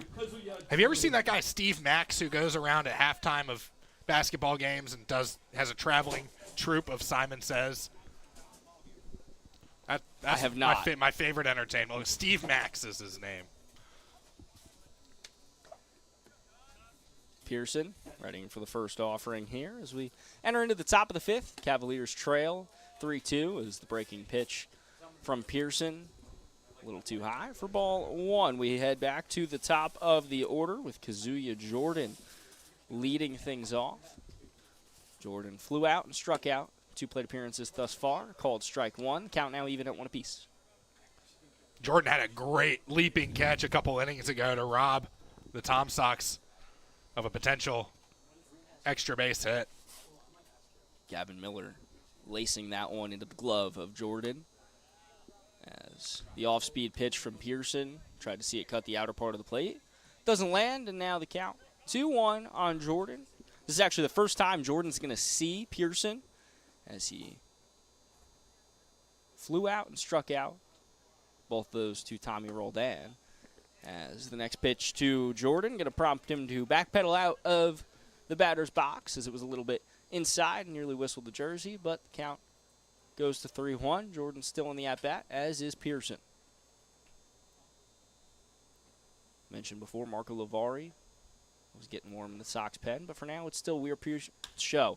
This roped in the right field. It's going to just drop down for a base hit. It can't be gloved cleanly by Taussig, but no harm, no foul to hit his cutoff man, and Nick Parham and Kazuya Jordan on base with a base hit. Just a Texas leaguer, bloop into the outfield. Taussig was playing a little bit deep, so he couldn't quite get there. And now here comes Randy Tomlin. I think this might do it for Willie P. Great job from Pearson. Coming in relief of Tommy Roldan as he will hand the ball off to Randy Tomlin. And Marco Lavari will come in. A member of the Old Dominion Monarchs will give him an opportunity to warm up as we step aside. Hang with us on Tom Sox TV.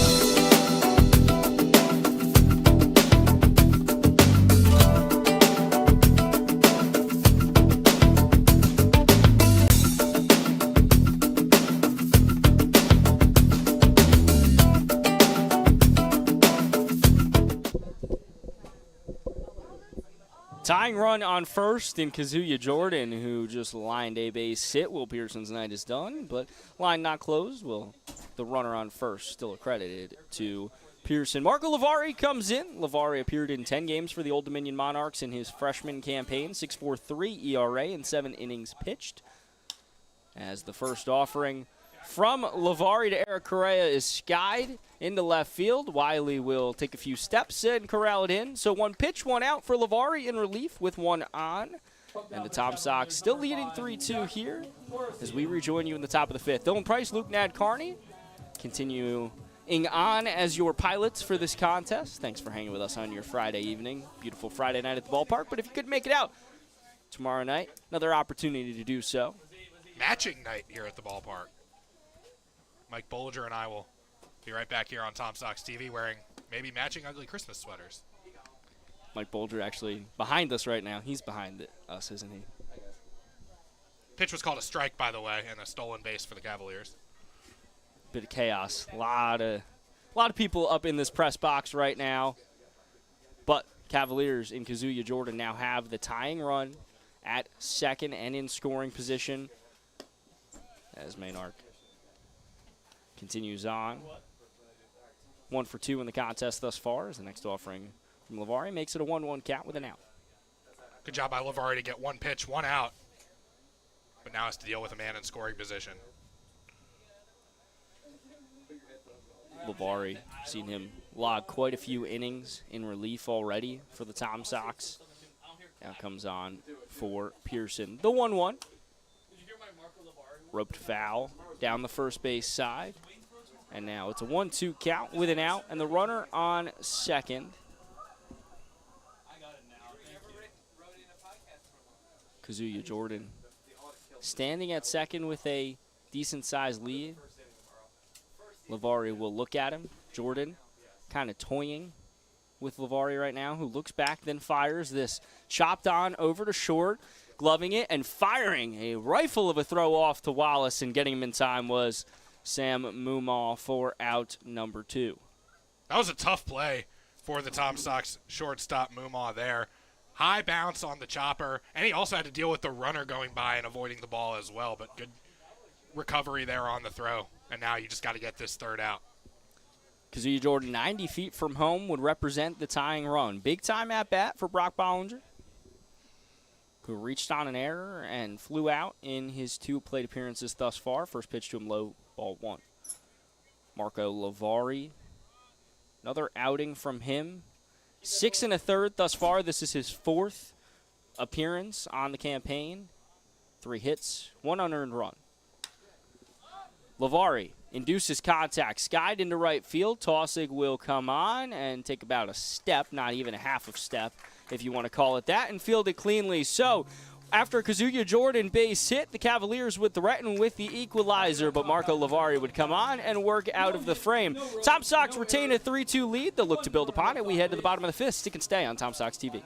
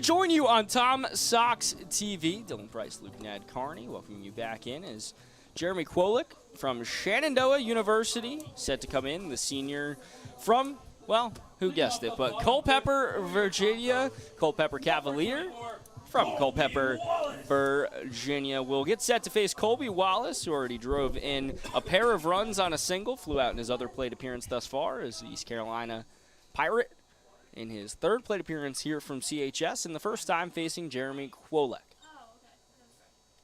First offering from Kwolek induces contact from Wallace, this streaking foul towards the Tom Sox dugout, and eventually over it. So it'll be strike 1 for Wallace. For Kwolek, mentioned that the senior has had a lengthy career at Shenandoah University. Started a game last year, 5 at-bats, did not pitch, but had a base hit. 5 games played from him on the season. Shenandoah Valley League territory as well, up in Winchester.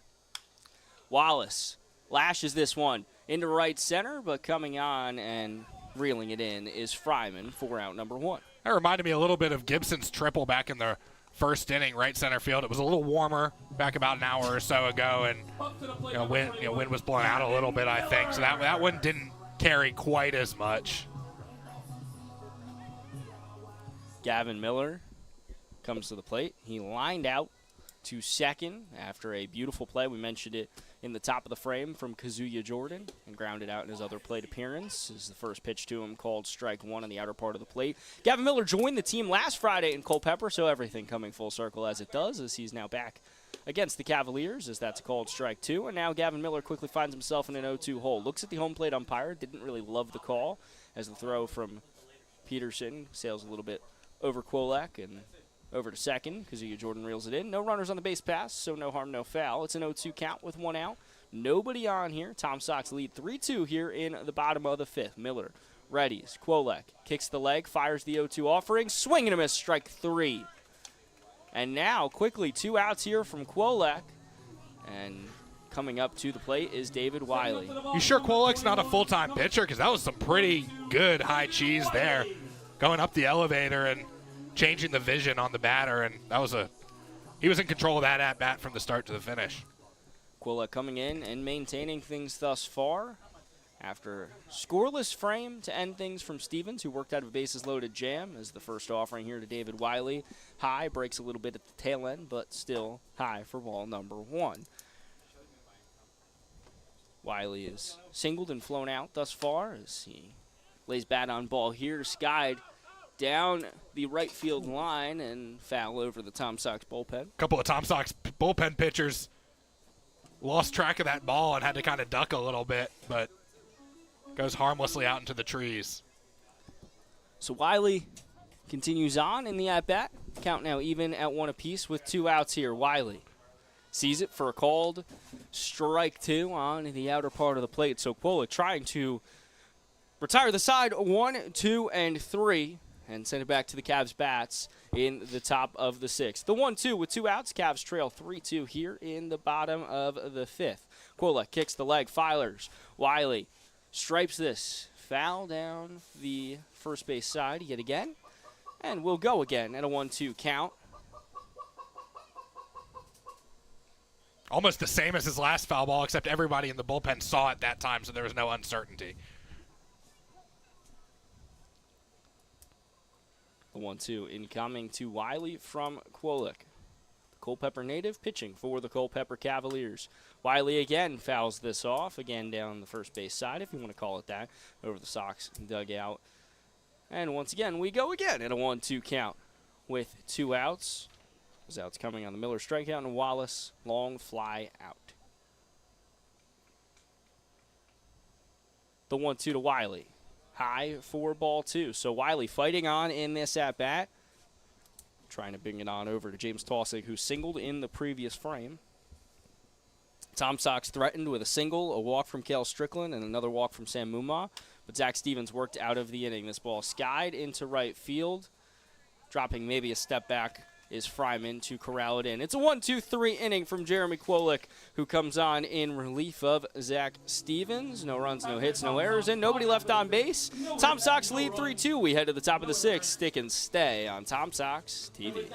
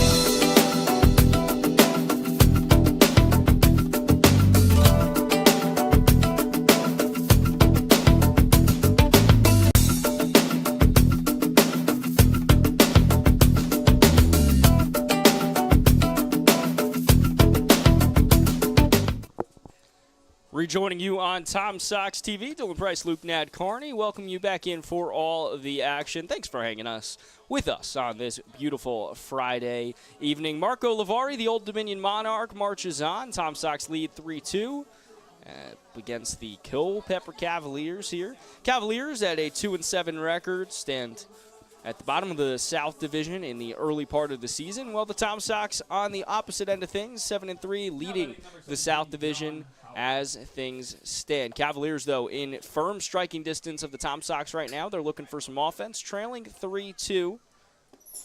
And the first pitch from Lavari here in the top of the 6th is called ball 1. John Howard, Bennett Fryman, and Blagan Pado up for the Cavs in this frame as Lavari ropes that over the inside part of the plate for a called strike 1. Count now even at 1 apiece, no outs. Here in the top of the 6th, Lavari takes a deep breath, kicks the leg, and fires. The pitch inside, tried for almost the exact same pitch. This time doesn't land, ball 2. 2-1, no outs as we enter things here in the top of the 6th. Lavari's 2-1, way inside. Whistles by John Howard. The Mount Olive student just drops back a little bit, and the count now to 3-1. Howard, a native of Kinston, North Carolina, home of the Down East Wood Ducks minor league baseball team. 3-1 from Lavari. Called strike 2. Count now full. Wood Ducks are a affiliate of the Houston Astros. Lavari shrugged off the first sign from Strickland, likes the second. Readies, fires the payoff pitch. Chopped over to short. Mumaw tried to backhand. It won't. It gets through and into left field. Turning for just a moment there, but then holding pace is Howard, who now reaches first base. And the Cavs have the tying run on with no outs here in the top of the 6th. E6 on Mumaw there. I was just trying to do a little bit too much with that rather routine ground ball. Didn't think he really needed to try and backhand it there. And it just kicked out into left field. And he's lucky, actually, that the runner didn't take an extra base out of that because it took the Tom Sox a little bit to corral that ball. And now Bennett Fryman from Arizona State, the Sun Devil, with the baby blue bat. Digs in with the runner on, no outs here in the top of the 6th. Lavari kicks the leg, fires. Fryman skies this. Strickland going to drop back and eventually have to lunge a little bit forward, but reel it in for out number 1. So Lavari, another one pitch, one out here. And with the runner on, Lavari can take a little bit of a sigh of relief as he'll get set to face Blagan Pato. Now batting number 8, Blagan Pato. Pato wears number 8. One of the greatest players of all time. The Iron Man, Cal Ripken Jr.'s number. Pato readies. Stepping in here with a runner on. Flew out and grounded out in his 2 plate appearances thus far. As this going to get by Strickland as a bit of a wild pitch is just going to allow Howard to advance to second. And now the tying run for the Cavaliers in scoring position with 1 out here in the top of the 6th. Tom Sox still lead 3-2 as Lavari will take his time walking back to the bump before getting set to face Pato once again. That's a big advancement there for the Cavaliers. Now they've got a guy in scoring position with less than 2 outs in a 1-run ball game. Now you have to wonder, does the approach change for Brandon Mack's squad? Is it just now about trying to advance that runner at second by any means necessary? Lavari readies, looks over to second and Howard, then fires as this nearly perfect pitch called strike 1. Count now even at 1 apiece with an out and a runner on.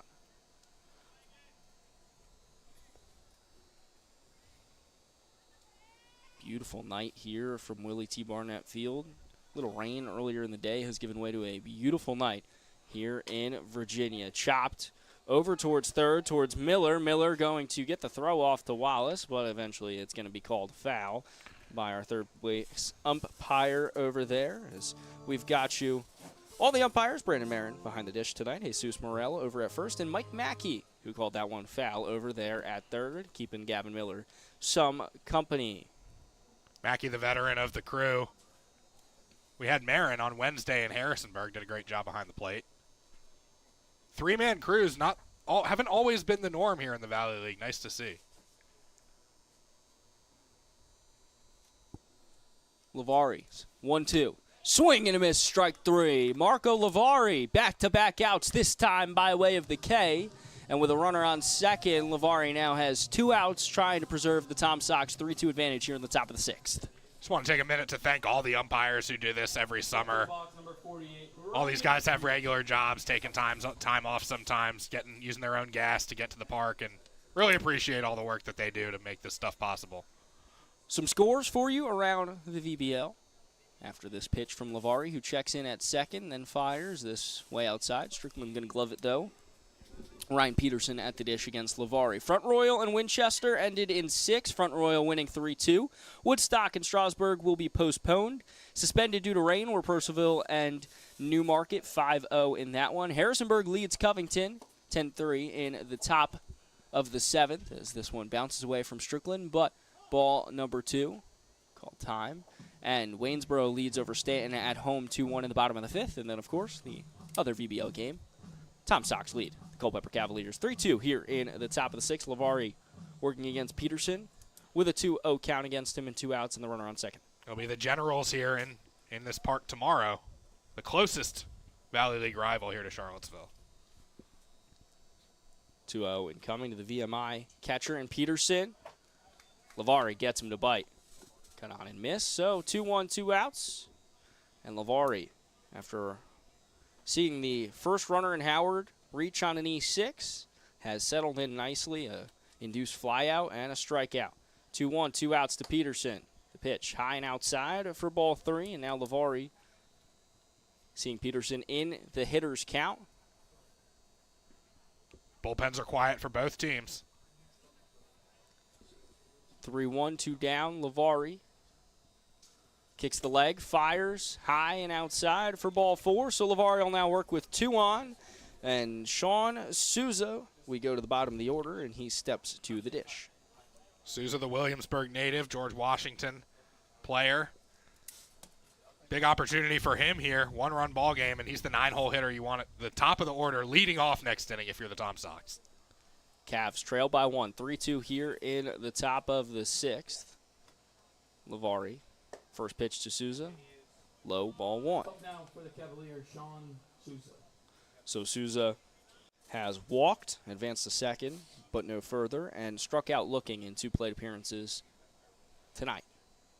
1-0, 2 outs, 2 on. Lavari, the Old Dominion Monarch, continuing on in relief here.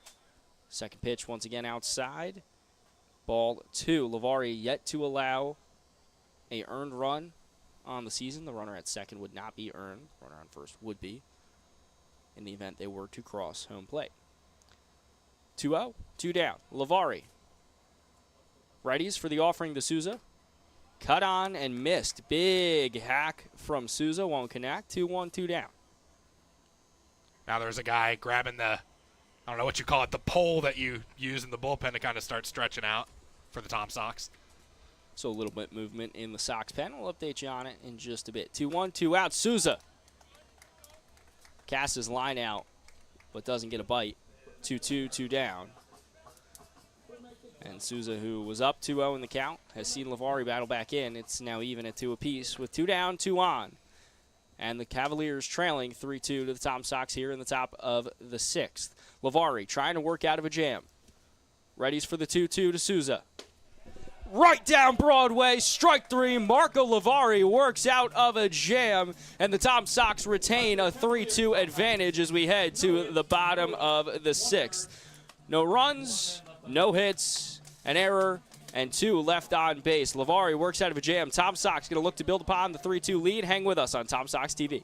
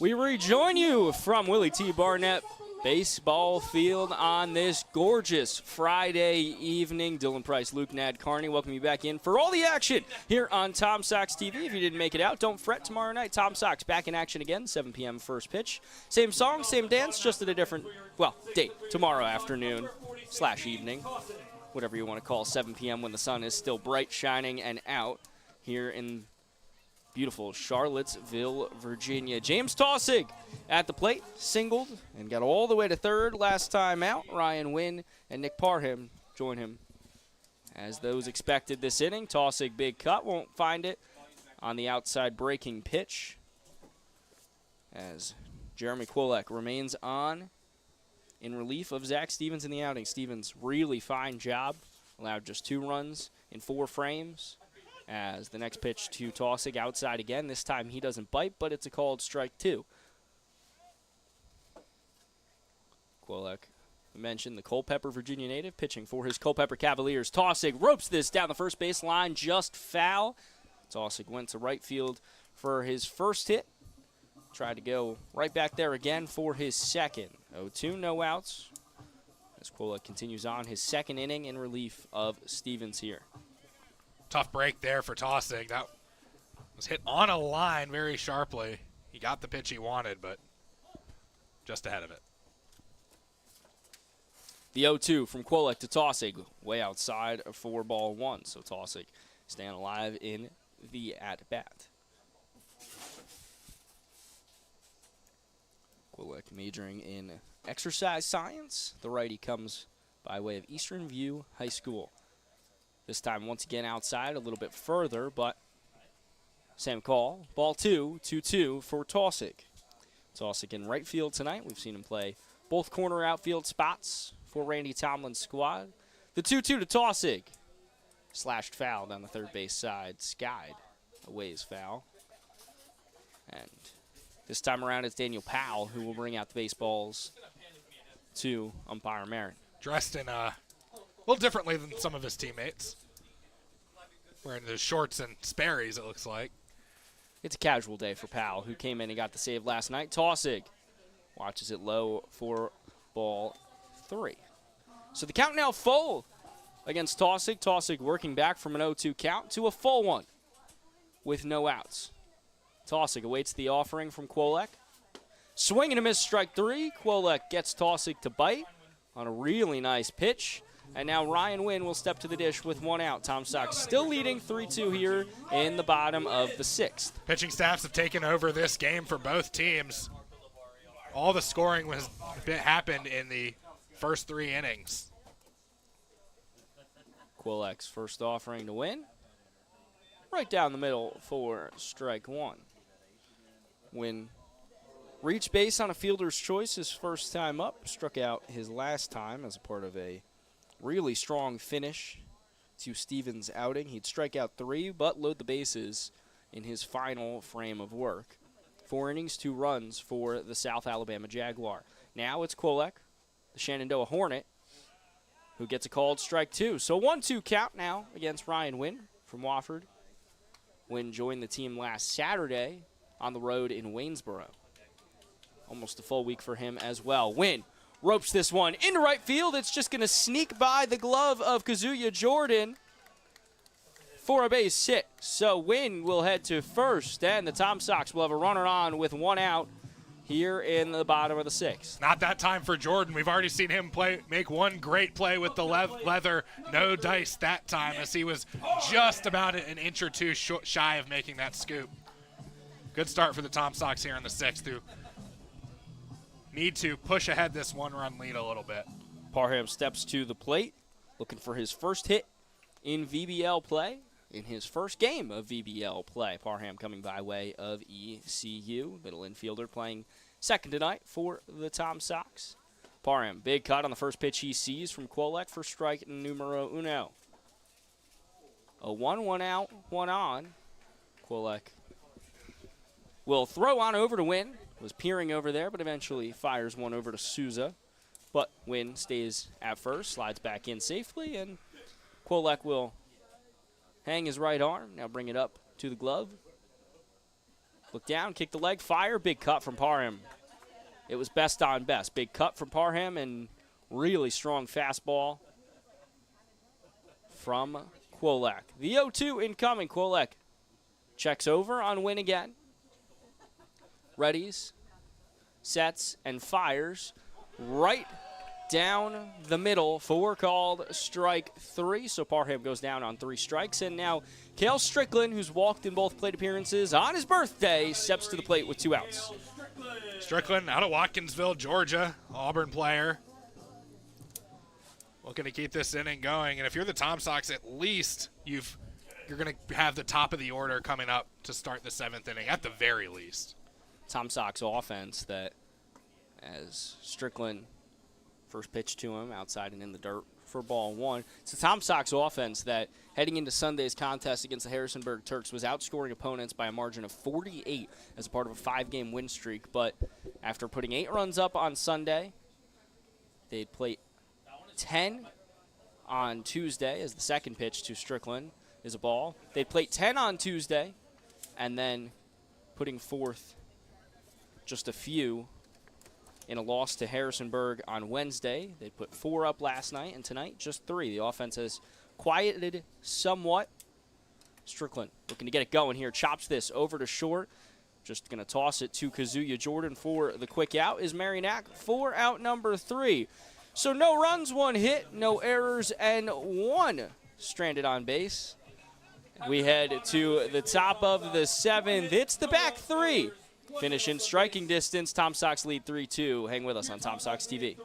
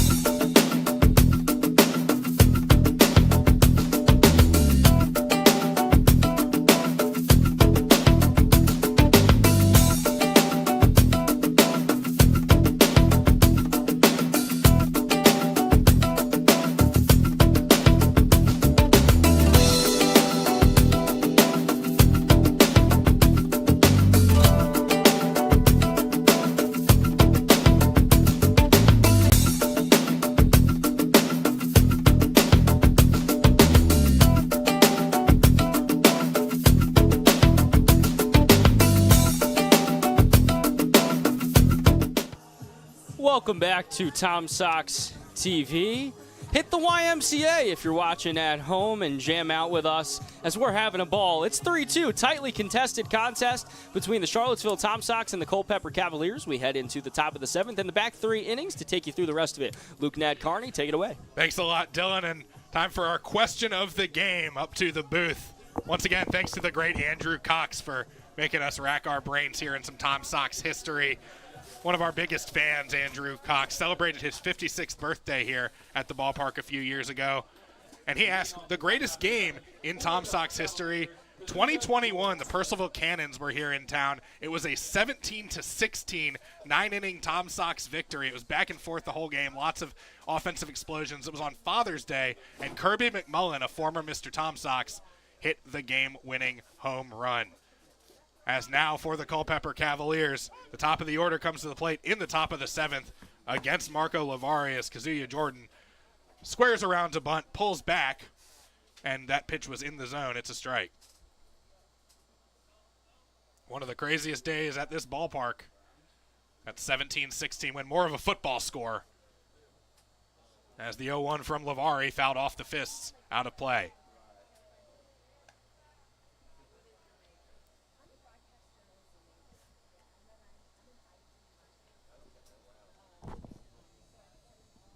Jordan has been stellar in the field today, facing an 0-2 count, called third strike over the inner half, and that's how the first out is recorded in the top of the 7th inning. Good-looking pitch there by Marco Lavari, the Old Dominion Monarch, and the bases are empty with 1 away.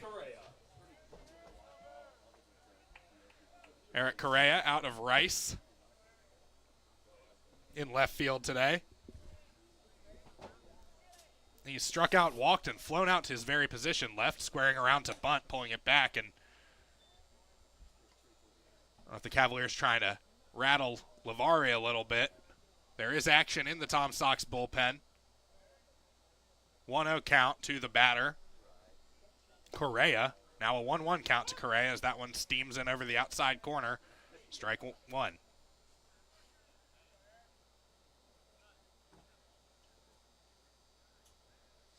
Tom Sox lead 3-2. Nobody's scored since the bottom of the third. The 1-1 over the outer half. Strike two. And a strong start to this inning for Marco Lavari.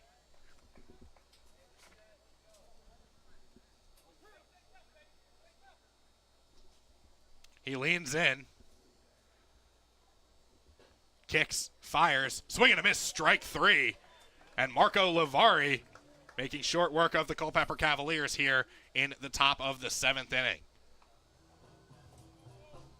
That brings up Connor Marinac. Hit a single in the first inning, flied out to his position, shortstop, and then grounded out to shortstop his last time at the plate in the fifth inning.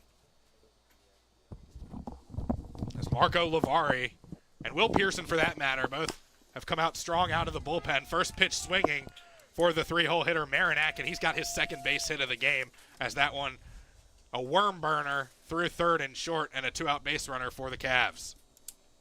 Nice piece of hitting there from Marinac.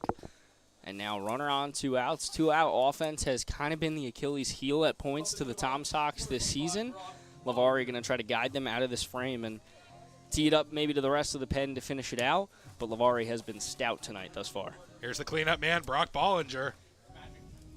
Normally does some catching. Now he's just hitting tonight as action continues in the Tom Sox bullpen.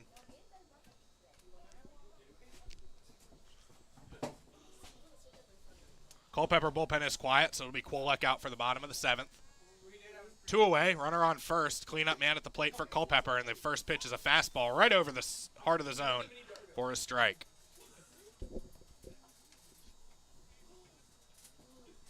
Oh for 3 officially today is Bollinger. He's reached base once on an error. Pickoff throw to first. Not a real big lead for the runner.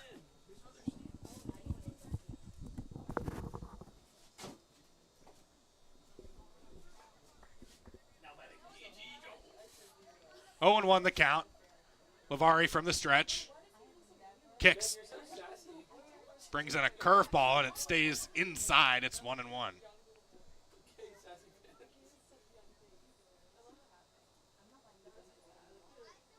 Tom Sox will remain at home Saturday. Tomorrow as the Waynesboro Generals come to town. The 1-1 up and away. Ball 1 or ball 2.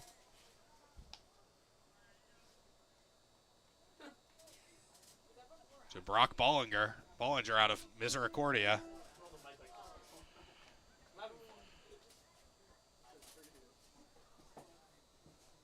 Against the Sun Belt Conference's Old Dominion Monarch, Marco Lavari. One of the Tom Sox top pitchers thus far this season. The 2-1. Swing and a miss on a pitch inside. Snap throw back to first by Strickland. Not in time. But now the count is even at 2-2 with 2 away.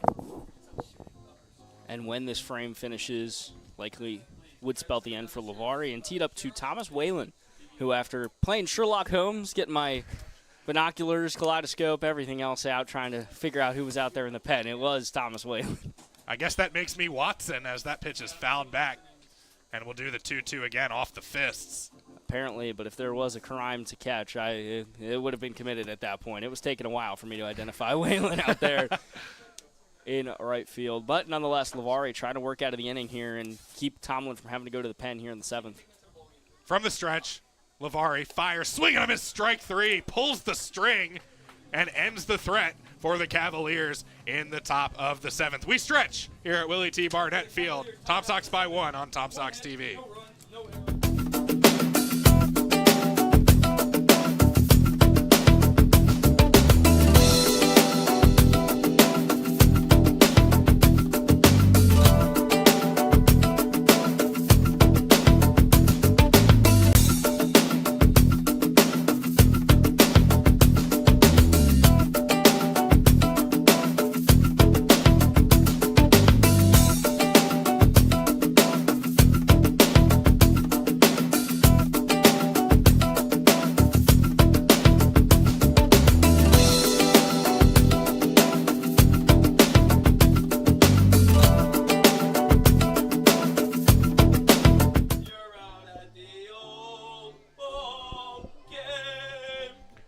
We rejoin you just in time as future American Idol winner Matt Cabram, who also doubles as our PA announcer tonight at Willie T. Barnett Field, belts out "Take Me Out to the Ball Game."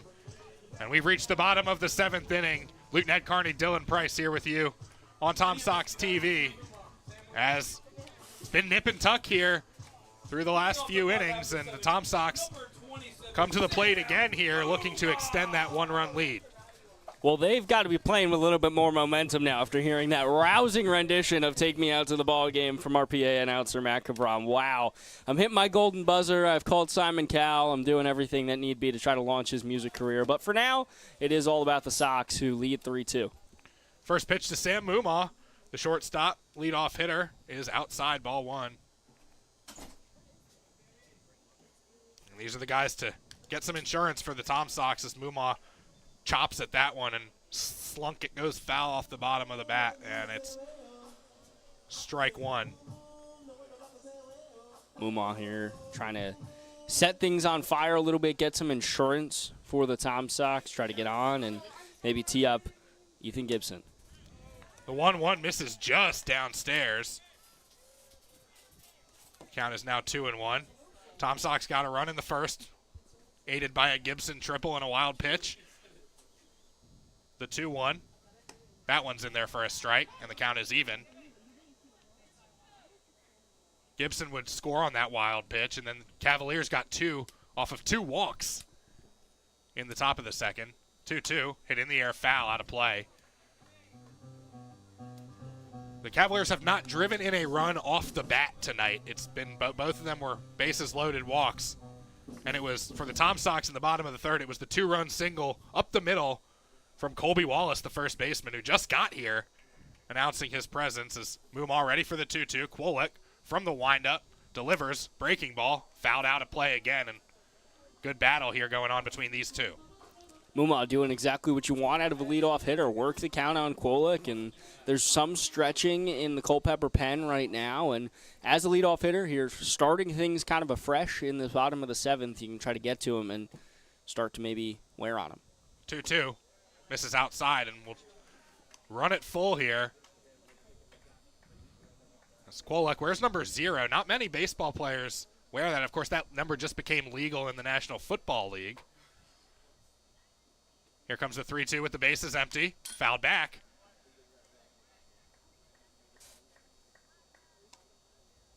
I like a good old number 0. Agent 0. Jason Tatum, I believe that one's the number 0. Am I correct on that? I know Agent 0 back in the day was Gilbert Arenas for the Washington Wizards. The 3-2. Hit in the air. Shallow center field, tracking over, and a long run making the grab is Blagan Pato, and that's why you put your fastest guy in center field.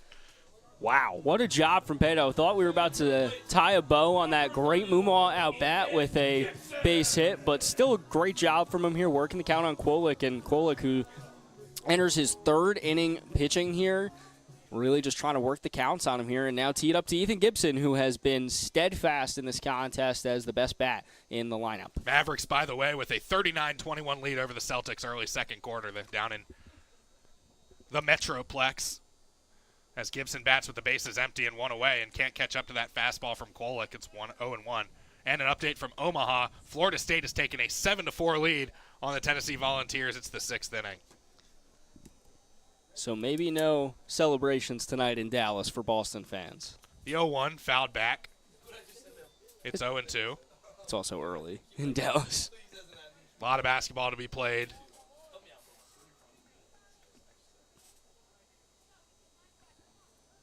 College World Series games tomorrow. NC State, Kentucky, and Florida versus Texas A&M. But 3-2 here. Tom Sox looking to add some insurance here as the 2-hole hitter Ethan Gibson out of Virginia Tech fouls it back. Out of play. Count remains 0-2. No, you have no vested interest in tomorrow's games, at all whatsoever. None. But Zero. Any bias in, your pick for NC State and Kentucky tomorrow? Well, that the Batcats are real tough as the 0-2 comes in and is hit in the air. Catcher Peterson gives it a look, out of play, but it's real contrasting styles with those two teams. Kentucky plays a lot of small ball. They've got great pitching. They'll move runners over like a chess game and paper cut you to death. And NC State's looking to hit the ball out of the ballpark. So it'll be a Really good clash tomorrow. Looking forward to it as the 0-2 coming into Gibson once again. Just misses outside. And the count goes to 1-2. Should be a good matchup, as are this entire slate of College World Series games. And pulling for all Cavs fans tomorrow. Tomorrow? Sunday. Sunday will be Virginia's next game as the Culpeper Cavaliers trail the Charlottesville Tom Sox 3-2. Gibson looks at that one outside 2-2. With one away, the base is empty. And this is why Gibson is so hard to retire, because even when he falls behind in at-bats, he just works counts. Saw Moomaw have a great battle. Gibson just gets a piece of that one, and Peterson can't hang on, so he stays alive. Even Gibson was ready to head back to the dugout there. I wasn't 100% sure he knew that he got a piece of that one, but alas, Gibson again working the count on Kwolek and doing, as you mentioned, exactly what Moomaw did, putting together these two good at-bats. No more movement in the Cavs' pen, though. The 2-2 hit high in the air, center field. This one not quite as tough of a play for Pato. Actually, he's kind of in the same spot, but it was a much higher fly ball this time. Plenty of room for him to coast under it and make the grab for out number 2. And now it's the man who put the Tom Sox in front back in the third inning, Colby Wallace, the East Carolina Pirate, with that single on the ground up the middle. He didn't really do a whole heck of a lot with the pitch. He just put it where no Culpeper fielder could get it. And that's why we are where we are here in the bottom of the 7th. But now Wallace, with the bases empty and 2 outs, will look to keep this inning going. First pitch from Kwolek, hit sharply on the ground, past a diving Sosa for a base hit to right. And Charlottesville with a man on here. Wallace's good night continues at the plate. And now Miller, who got robbed a couple times ago on a line drive, has also flied out to right field a couple of times. Will come up to the plate, the cleanup man for the Tom Sox. Nice night for Colby Wallace here in his first time at CHS. Also his first start for the Tom Sox in VBL play. Singles there, singled to drive in those 2 runs. It's a 2-for-4 night with 2 ribbies. I think that's about exactly what you'd want in your first night of VBL play if you're Colby Wallace. So now it's up to Houston's Gavin Miller with a runner on first. Kwolek fires in a fastball upstairs for ball 1. Miller, a native of Oakdale, Pennsylvania, despite playing at Houston, which we determined was right outside Pittsburgh. So he's a Yinzer. The 1-0. Called a strike. I'll ask people from Pennsylvania, do you say Yins or do you say John? Usually I guess kind of figure out where they're from. As a New Yorker, I've picked up on both those phrases from being in the central of Pennsylvania at Penn State. The 1-1. You mean SUNY State College. SUNY State College, if you want to call it that, Luke. Ay, ay, ay. 1-2, the count now with 2 away. As Miller readies for that, John.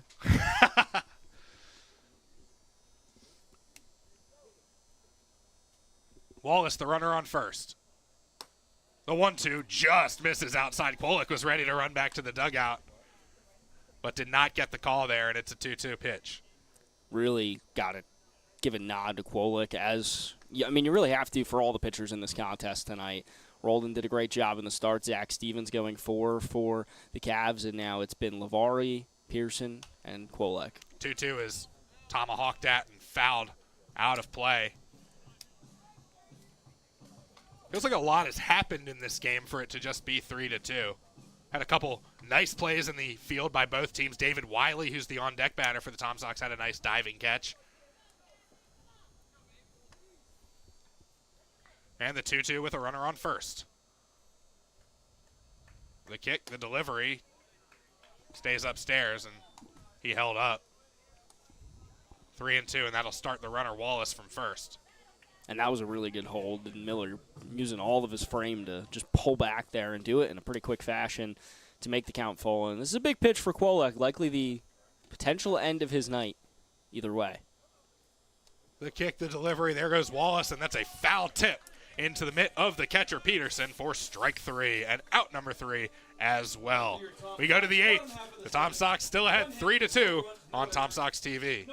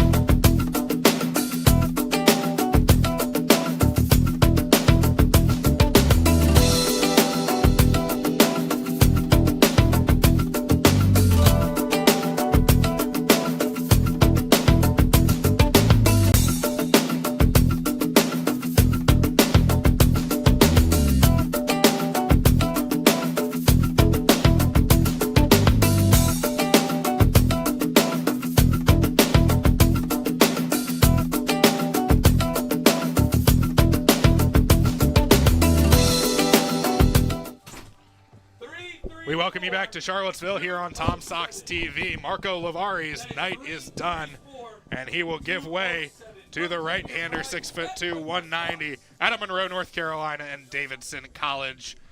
Thomas Whalen takes his warm-ups on the mound, and how about that job done by Marco Lavari in relief? Lavari going 2, allowing none with 1 hit, 1 walk, and 3 strikeouts. Every time Lavari faced any semblance of adversity, battled through it, and doing it likely with a K. Really impressive outing from the Old Dominion Monarch, and really great job from Randy Tomlin's pen tonight. 4 1/3 combined between Pearson and Lavari. Just 2 hits allowed, 1 walk, and 5 strikeouts. Ball goes to Thomas Whalen now, likely to try to finish this one out, and Whalen has been really, really solid for the Tom Sox in his early time here, and really joins Lavari and Pearson as some of the best pitchers on this entire staff. If you look at Whalen's numbers thus far, by the numbers, this will be his 3rd appearance. 4 2/3 pitched, 3 hits, 1 unearned run, 5 walks, 5 strikeouts, and Whalen has been steadfast as one of the best out of the pen for Dolphin-Meyer and Tomlin. The first batter he faces is the third baseman for Culpeper, John Howard. Howard, out of the University of Mount Olive, takes a ball inside. And it's 1-0. Whalen from the windup, kicks, fires, misses high and in, buzzing the tower there. Tom Sox clinging to a 3-2 lead. Has not been any action scoring since the bottom of the third and the single by Wallace. The 2-0 on the way. That one is some high heat, and it's swung on and missed. Strike 1. Last time out for Whalen, he went an inning and 2/3 with just a hit, the unearned run, a walk, and 3 Ks in the 12-8 loss to Harrisonburg on Sunday. Here, the other time, was the 10-3 win over the Cavs last Friday when he pitched 3 scoreless. 2-1 with nobody out. That one comes inside and gets a piece of him. No, it did not, actually. I don't know how, but it's just a ball, and 3-1. Nearly getting the jersey of Howard. See, if I'm Howard, I try to sell that a little bit and maybe try to get down to first base, but little soccer flop, maybe. Whatever you need. Germany beating Scotland 4-0 to open the Euros today. Swing and a miss on a fastball there. Our PA announcer, Matt Cabram, a big soccer fan as well. Loves the Euros. Quote, unquote, exactly how he actually just said that. And now we've got a stoppage as our home plate umpire is walking over there. It's actually the batter, Howard, doing that same thing that one of our batters did earlier with the pine tar. Ethan Gibson had to freshen up on it. Now John Howard doing the same, as Howard tonight has walked. Came around to score one of those 2 runs for Culpeper, struck out, and then reached on an error 2 innings ago. Big pitch here, starting this top of the 8th. Whalen looks in. The Davidson Wildcat winds up, kicks, fires, and misses upstairs. Howard draws his 2nd walk of the ball game, and now the tying run on base for Culpeper here to start. This is a big moment for the Cavaliers. Getting that runner on, kind of tease everybody else up, and honestly, for Bennett Fryman, who already has a hit tonight and has flown out in his other 2 plate appearances, one of which being a pretty long fly ball, this is an ideal situation for one of your best bats by way of Arizona State. Arizona State, of course, moving to the Big 12 next season. Don't get me started again. Squares around to bunt, pushes it up the third base line, but did it a little bit too good of a job because it went foul. As the bat boy went out to get the bat, and, well, the batter still needs that. He said, hey, what are you doing? And then the bat boy tried to hand it off to him. There was miscommunication. It was a fumble on the ground, and that baby blue bat got a little bit of dirt on it for Fryman, but alas, bat boy just trying to do his job. He didn't know. Runner on first, nobody out. 0-1 is the count for the Culpeper right fielder.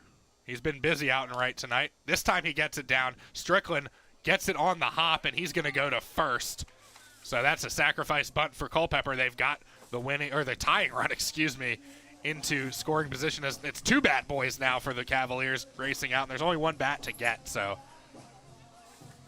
it's kind of converged into a bit of a race / I don't know if I'd even go race. It's a battle. Those kids, I think the other kid was ready to take that bat out of the other kid's hands. So There's a lot going on in that Culpeper dugout. A little bit of chaos. Now Pato, the speedy center fielder, comes to the plate. He tracked down a couple of hard-hit balls in the bottom of the 7th inning. Whalen from the stretch misses outside. Pato out of Longwood, native of Haymarket, Virginia. Up 29 a little bit. Just I don't know, half an hour past Culpeper or so. 45 minutes depending on traffic. The 1-0 is sprayed foul down the right field line.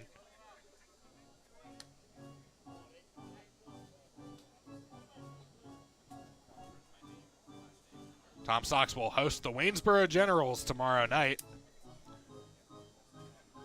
Split their previous 2 road games. Lost to Harrisburg 10-1 on Wednesday. Beat Stanton 4-1 yesterday. 1-1 the count, 1 away runner on second. The kick, the delivery. Did he hold up? He did hold up. 2-1.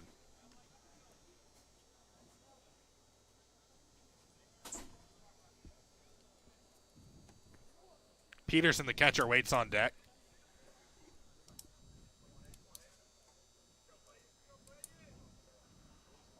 Whalen looks back to second. He delivers. Misses inside. Tough miss on that pitch there from Whalen. Sometimes words are hard.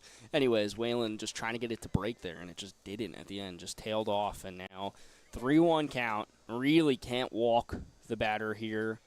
Set up Peterson, who's reached base 2 of 3 times. The 3-1. Taking all the way. That one in the same spot inside. Misses for ball 4. And Culpeper now has the go-ahead run on base here in the top of the 8th.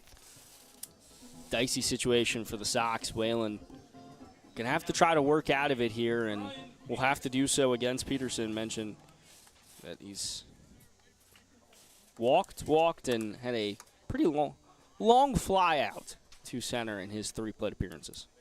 Time called, and now this is Adam Doffelmeyer, the pitching coach, out for the Tom Sox. This will probably not be a change because it's not Randy Tomlin and there isn't anyone throwing at the moment. Want to take this moment to remind everyone that it's Coach Tomlin's birthday, along with Cale Strickland, the catcher, who's out there on the mound. And also for Randy Tomlin, found out he'll become a grandfather today.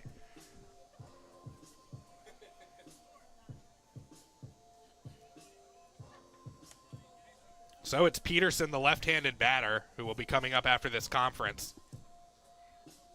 On the other side of things, over by third base, there's I'll let you say it again because I like the term for it. A strategy session. Strategy session between a couple of the Cavaliers, those on the base pass, and in Ryan Peterson's case, the one who's about to be at the dish, trying to bring those runners home. Also actually over there for that meeting was Sean Souza, who's in the on-deck circle. He struck out twice, both looking, and walked once. But this is the biggest moment, I think it suffices to say, in the game to this point. 5 outs left for the Cavaliers. You don't want to drop another one to the Sox. 1 on the road, 1 at home, and really have kept this game incredibly competitive. Zach Stevens allowing just 3 runs over 4 innings in the start, and then Kolek has been on the money. His day could be finished. We'll see later, but he's been on point. I was going to say, got to get them out of this inning first. 2 on, 1 out. We'll see if there's any movement on the base path. They're not holding him on as the 0-0 misses outside from Whalen. Peterson, as Dylan mentioned, has struck out twice tonight. Rather, he's walked twice tonight. Flied out to center. The on-deck batter, Souza, has struck out twice. Pair of left-handed batters here at the bottom of the order for Culpeper against the righty Whalen, who steams one in over the middle of the zone for a strike. That was a nice pitch from Whalen. Just get it over the plate, get the strike here, and now even matchup against Peterson. Tom Sox infield at double play depth. That one hit in the air. Short center field. Not sure if they'll call that infield fly or not. They will. So the batter out regardless. And just making sure, making the catch, is Nick Parham, the second baseman. So now we're in a similar situation for Sean Souza as we were a couple innings ago. He went down looking to end the threat in the top of the 6th. Now here we are in the top of the 8th. He's got the tying run in scoring position. He's aware of the situation, I am sure, after the strategy session, of course, and all that there is in this at-bat that is in the exact same spot, as you mentioned, of the 6. He doesn't want to go down by strikeout again, and Waylon is starting to find a rhythm, too. First time, of course, facing Waylon here tonight, who steams in a strike at the letters. It's 0-1. Big-time moment. 4 outs now to spare for the Cavaliers. The dangerous Jordan and the top of the order waits on deck. Still a little short of the top of the hour. And we're kind of at the bottom as the 0-1 misses upstairs. No station identification just yet. I'm telling you, even if I'm not at work and I still see a top of the hour, I freak out because we haven't done the station ID. It's an old radio joke. The 1-1.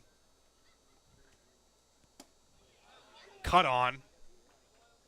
Not even really sure if it was cut on, but it was in the strike zone. It's 1-2 regardless. Now Souza with his back against the wall.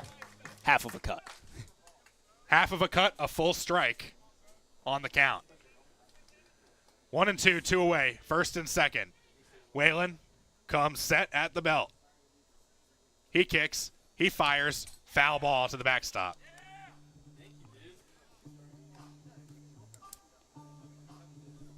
As Jordan, the on-deck hitter, with a nice kind of bowl. It's like a cricket bowl there to the Tom Sox dugout, getting the ball. 1-2 the count now, again, with 2 away. Waylon sets himself. He kicks, fires upstairs, 2-2. Waylon just going for that fastball high.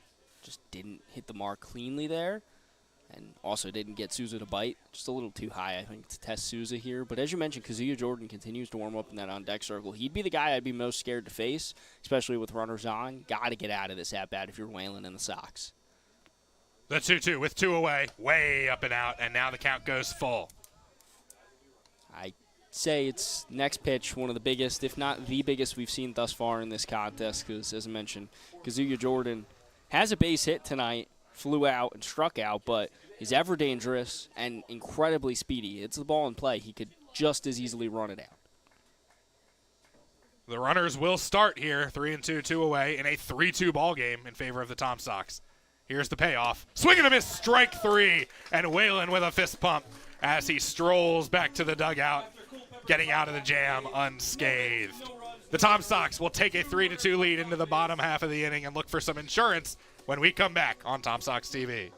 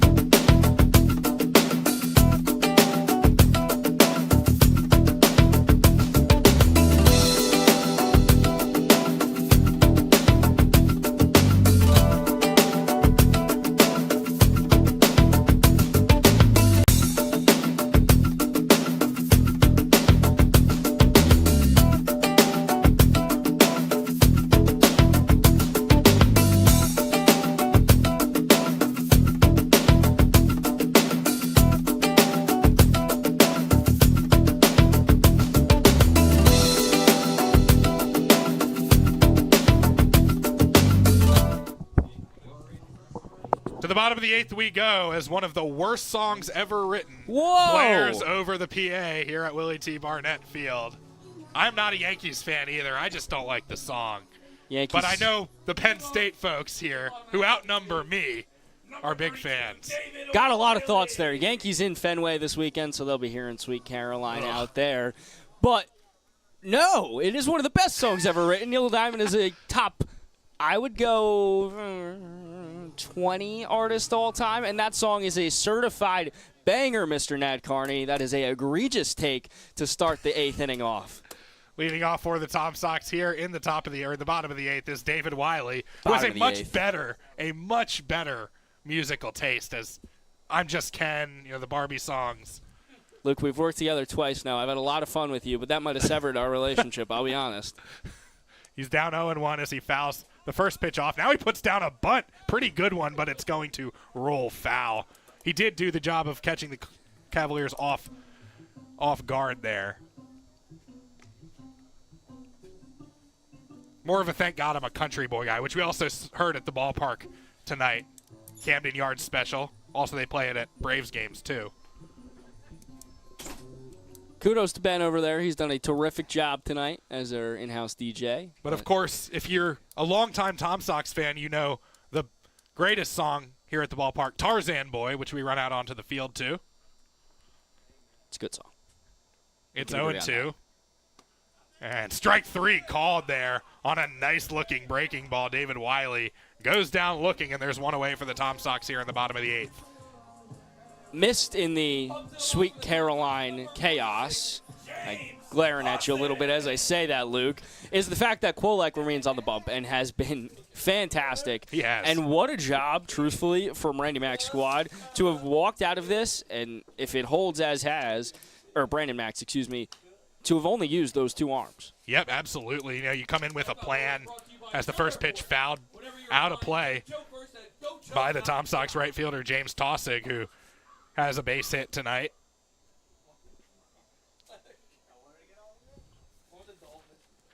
Facing the right-handed Kwolek from the windup.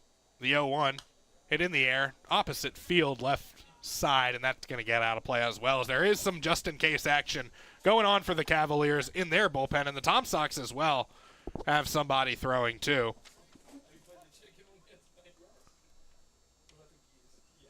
The 0-2 now. Called third strike on the inside corner, and not a fan of that call was Taussig, but he walks back to the dugout,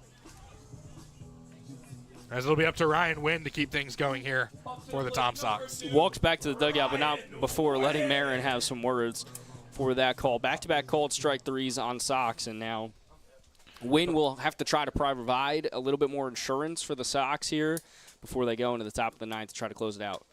First offering is over the outer half for a strike. I believe you can now challenge balls and strikes in minor league baseball. You can. It's a very weird system. I'm not 100% sure if they've kept it in this year, but let you call this first. That pitch is down. It is called a strike at the knees. Thought it might have missed down, but that is a strike. So there's the automatic ball strike system, I believe, during the week, and then on the weekends, they allow you to call your challenges on some of the strikes and balls. The 0-2, chopped to short. Wynn trying to leg it out, but a nice play there by Marinac to nab it and get it over to first. And 1-2-3 go the Charlottesville Tom Sox. No insurance here in the bottom of the 8th. And we go to the 9th as the Sox will look to close this one out. Whalen headed back to the mound in a 3-2 ball game. We go to the 9th when we come back on Tom Sox TV.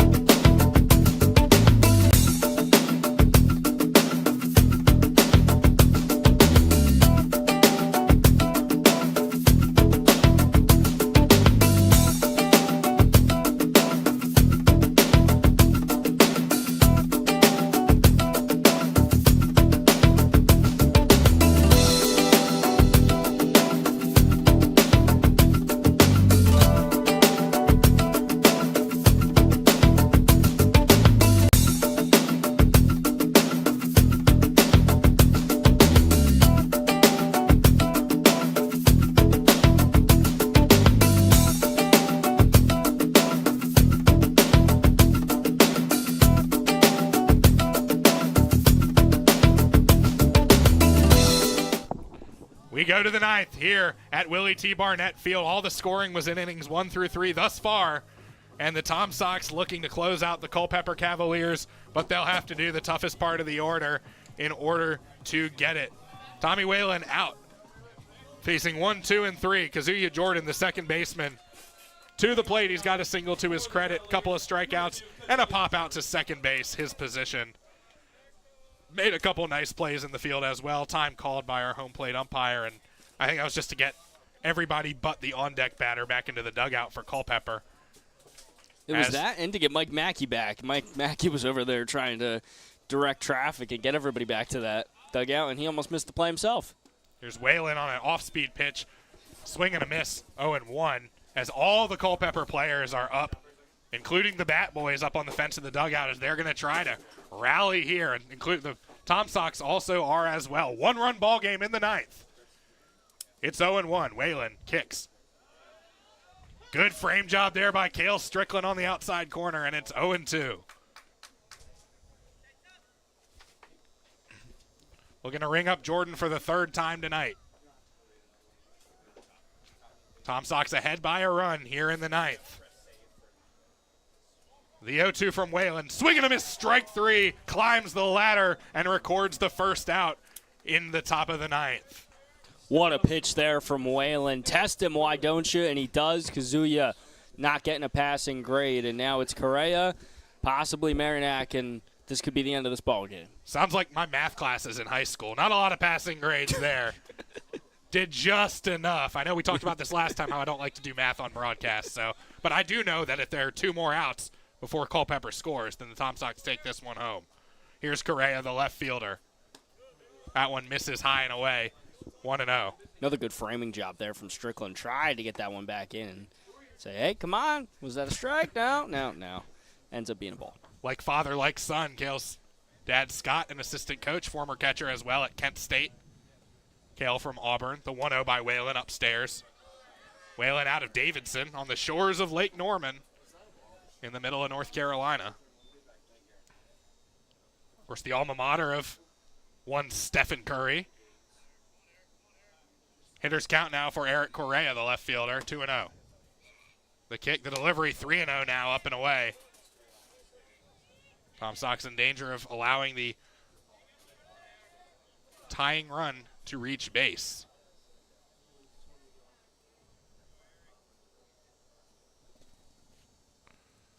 (3-0). Squaring around to bunt, pulling back, and taking a strike at the letters is Correa. 3-1. Tom Sox, if they have to bat in the 9th inning, would go Parham, Strickland, Mumma, barring any substitutions. The 3-1. Kick, fire, fastball down the middle. It's swung on and fouled back. Big 3-2 pitch incoming here. Correa has not had a hit tonight, but he has reached base. This is a big pitch coming from Whalen, and big moment from Correa, the Rice. Marinac's on deck. He's got a pair of singles tonight. With 1 away, base is empty. The 3-2 from Whalen. Inside for ball 4, and Strickland's got to go get that because it's rolling away, and it's a dead ball. It rolls into the dugout. Are they going to award him second base, or is that just because that's just on a throw, right? I think that's just on a throw. Okay. I think everybody's staying put for now, and that'll be that. But our home plate umpire actually threw his arms up when the ball rolled into the dugout off the walk. Number 5. As it stands, runner on first, 1 away, and Marinac the batter for Culpeper. Single in the first, flied out, grounded out, had a single back in the 7th. His 5th at-bat of the night as he faces Whalen. Whalen rocks, fires out of the stretch, and delivers a strike over the outer half. Connor Marinac mentioned he's honestly been the best hitter tonight for this Cavaliers squad. Not a lot of hits from the Cavaliers, 3 all in all, and, well, 2 of them have come from Marinac. So if there was ever a guy to have up right now, it's him. Runner takes off from first, pitches downstairs. Strickland's going to put it in his pocket, as that was a great jump there by the runner, Correa. Now the tying run in scoring position. That's a really good swipe there from Correa, and really takes out the double play ball, which is really the ideal move there as much as it is to put him in scoring position. 1-1 the count, 1 away. Whalen looks in. Delivery. Misses just high. And the cleanup man on deck, Brock Bollinger.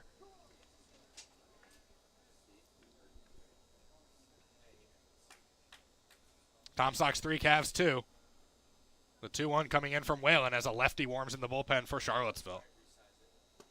That one is over for a strike, and it's 2-2.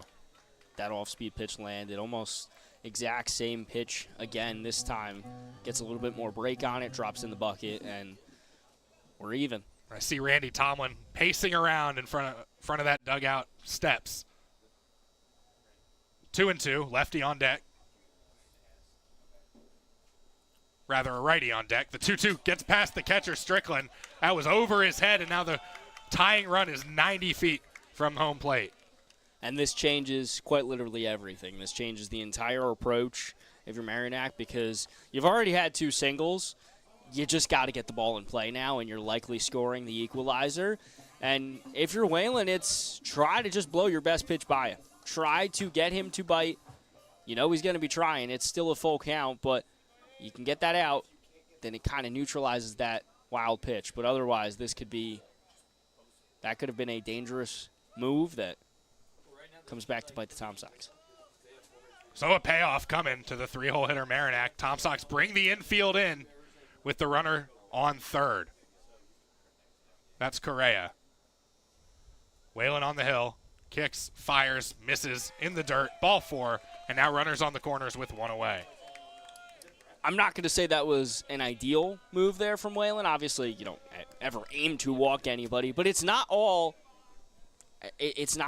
doom and gloom because now that puts the double play ball back in effect. For the moment, you wonder if we might see some movement from Merrimack on the base paths. We've already seen a stolen base. It's just all that what we've been saying, strategy sessions all game. Now these players are kind of on their own here in the 9th to have this play out as Scott Strickland yelling instructions to the Tom Sox defense from the fence of the dugout, and it's the cleanup man, Bollinger. Fly out, reached on an error, another fly out, and a strikeout. First and third as the middle infield goes to double play depth. The first pitch is hit in the air, center field. This will be deep enough to get the run home as Gibson camps under it, makes the grab, and easily coming in to score is Correa. And we've got a brand new ball game here in the top of the 9th as the Cavaliers tie it up. I mean, great piece of hitting there from Bollinger. It sent it on a ride. If it had a little bit more wind and it wasn't just dead air humid right now, it could have had a chance for some extra bases and for more than just a bloop right down for Gibson. But it's all you really needed. You just needed to get the equal run, tie it up at 3 apiece. Tom Sox will have a chance to now walk it off in the 9th. But Cavs are far from done. They've still got an out to play with here and a runner on base. And go-ahead run stands at first. Here's Howard, the third baseman. John Howard, who's walked a couple times tonight, looks at a strike at the chest. It's 0-1. Due up for the Sox, we'd go Nick Parham, then Cale Strickland, and Sam Mumma in the bottom of the 9th. And no action in the bullpen for Culpeper right now, so we think it will be Kwolek. Coming back to the hill, the 0-1. Ben's in there for strike 2.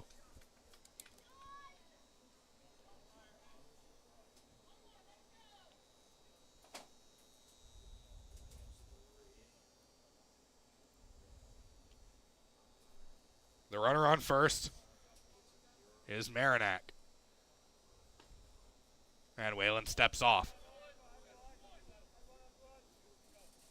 Whalen just wants to get out of this inning. Limit the damage at that just run and send this to the bottom of the frame. And right there, you know he just wants the right pitch. Just get out of it. The 0-2. Whalen fires, misses outside. Good stop there by Cale Strickland to keep that from getting by him. Lunges out and just kind of plays a bumper for that bowling ball coming down there. Just took a bounce, and Strickland just had to try to get a read on it, and he does, and keeps that from allowing the runner to get in a scoring position.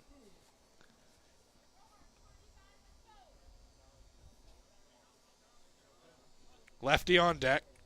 That's Fryman. The 1-2 from Whalen. Good job there by Howard to hold up. And good job from Strickland. Use the body, block it, and once again, keep that runner at first at bay. Don't allow him to go any further than where he's at right now.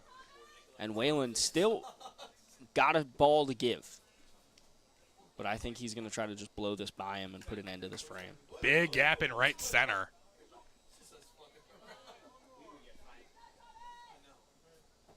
Whalen comes set, fires. Hit high in the air, foul territory, and that will get out of play. That foul ball was brought to you by Taylor's Auto Body, Brookway Drive, Charlottesville. 296-9821. 3-3 here in the top of the ninth. Culpeper pushing across a run on a sacrifice fly by Brock Bollinger to keep this game going.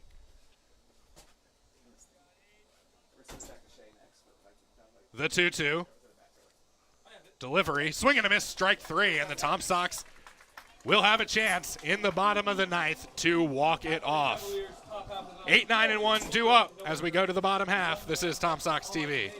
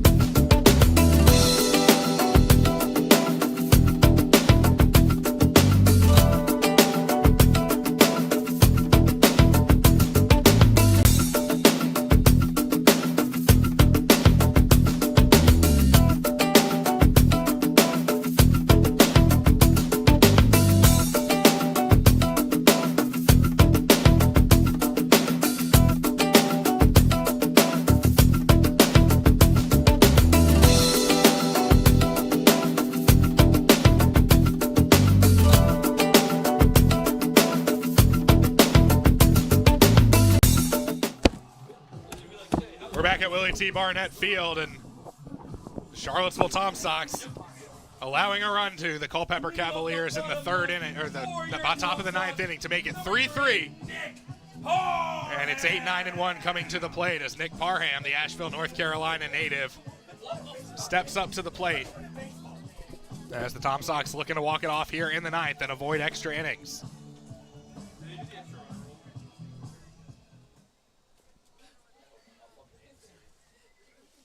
Parham, the second baseman,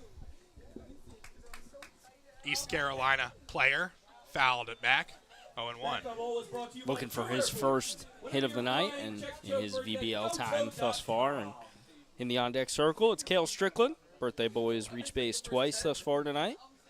And then it would be Sam Mumaw at the top. The 0-1 misses inside, 1-1.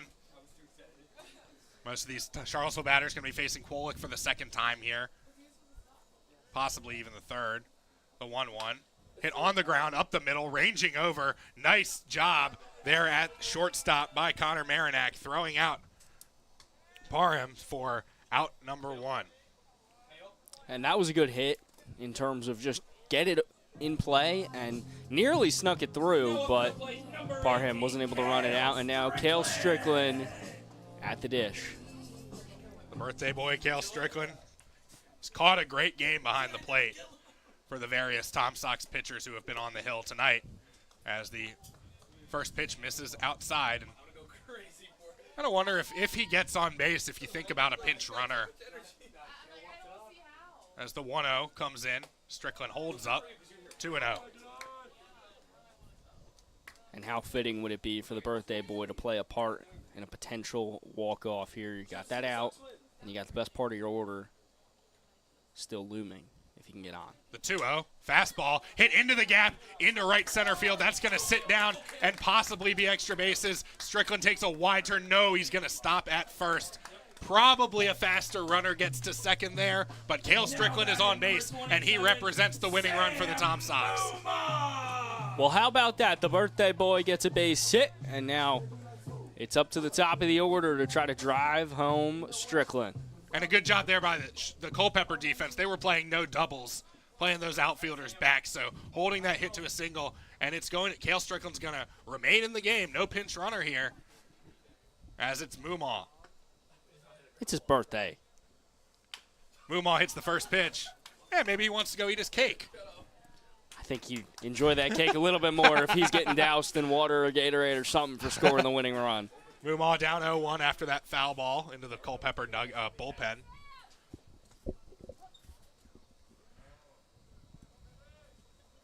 With Strickland on first. The 0-1 hit in the air above the infield. Should be an easy play for somebody. It's going to be the first baseman making the grab. That's Sean Sosa. batting number 31, Ethan Gibson. And it's going to be up to the man who got all the scoring started way back in the first inning, Ethan Gibson. Can Gibson put this one to a close? I mean, Gibson has a triple tonight, a double, struck out and flown out. But an opportunity for Gibson, if he can just get the ball in play, can keep this inning going, or maybe even put a close to it. Pollock from the stretch. First pitch swinging, chopper to third. Howard gobbles it up. The throw to first is wide, but a great job there by the first baseman, Sousa, to apply the tag and get the out. So we head to extra innings. It's 3-3 as we go to the 10th here on Tom Sox TV.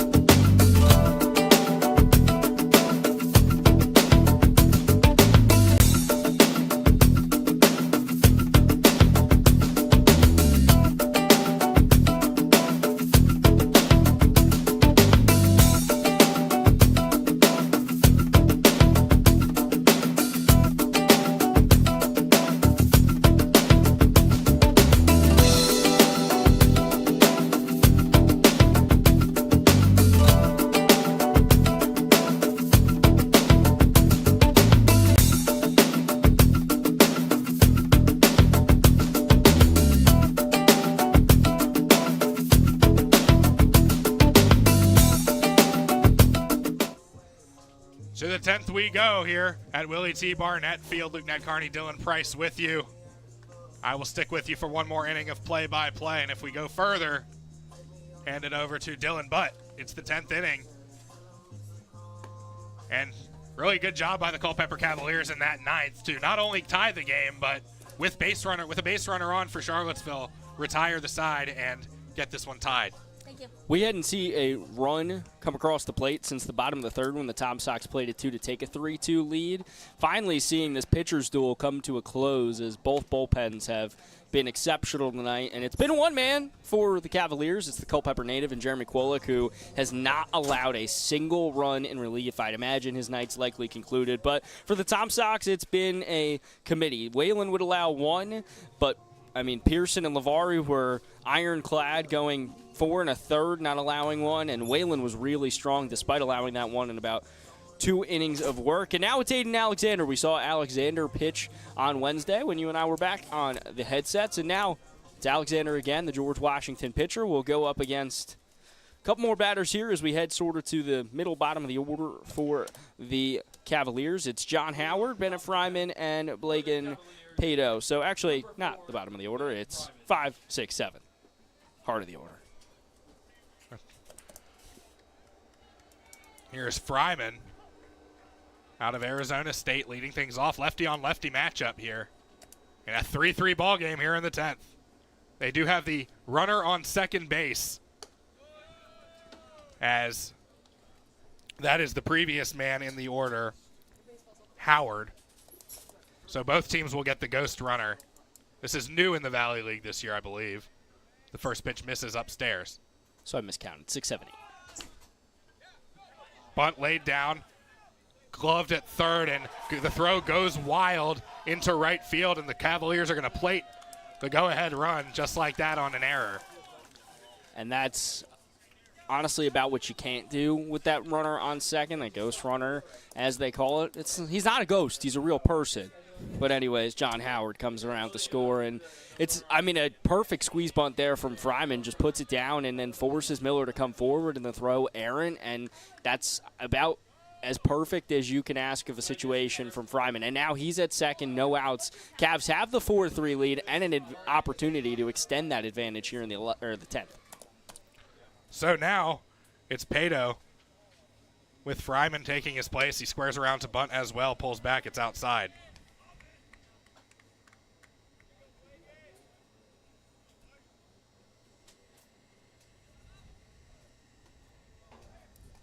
Alexander from the stretch.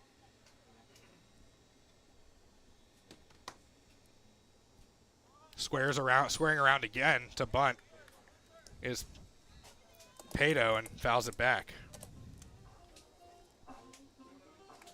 And now for Pato here, you can be pretty aggressive. I mean, you can show bunt here and get the runner to third, as the Cavaliers really feeling it. They're clapping it up and having some fun out there in the dugout. But if you're Pato, you can be aggressive here. If coach is telling you to bunt, lay a bunt down and try to tee up Peterson, but you can swing the bat if the opportunity and the pitch presents itself.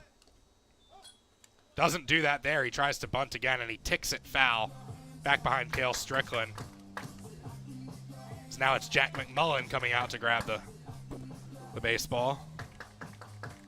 Not to read the tea leaves here, but have to wonder if maybe that's an indication Johnny Lopez could be a potential pinch hitter here. Today was an off day, but or pinch runner for that matter here in extra innings. Especially with the ghost runner, although I think Tom Sox will be okay with Ethan Gibson doing that. The 1-2 on the ground, scooped up at short by Mumont, over to first 6-3 for the first out of the inning. But more importantly, that Culpeper runner moves over to third base and is 90 feet away from an insurance run. And if you're Plato, that's also a really good at-bat. All things considered, you were showing bunt, and you kind of get the same job done while chopping it over to short in the meantime. And now the runner 90 feet from home. You've got Peterson up here, who's walked twice and flown out twice. If he can just get underneath one, you can get that second run here and then have a 5-3 lead heading to the bottom of the frame. First pitch is swung on and missed by Peterson, the catcher. It's Peterson and Sosa. 0-1 the count. Run already across for Culpeper here in the top of the 10th as an off-speed pitch is swung on and missed as well. It's 0-1. And here's the thing here. If Alexander can get this strikeout, that would be huge because one run is a lot more manageable to achieve than two, especially with that ghost runner on second. The 0-2 gets past Strickland, bounces back on the ricochet play at the plate. He is out, and the runner is furious, screaming at our home plate ump. I'm not sure why he hasn't been thrown out.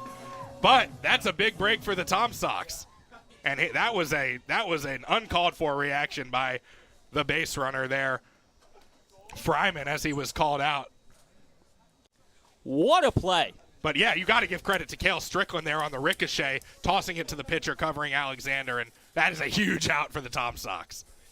You see Aiden Alexander take a breath now because he's a strike away from closing this inning out.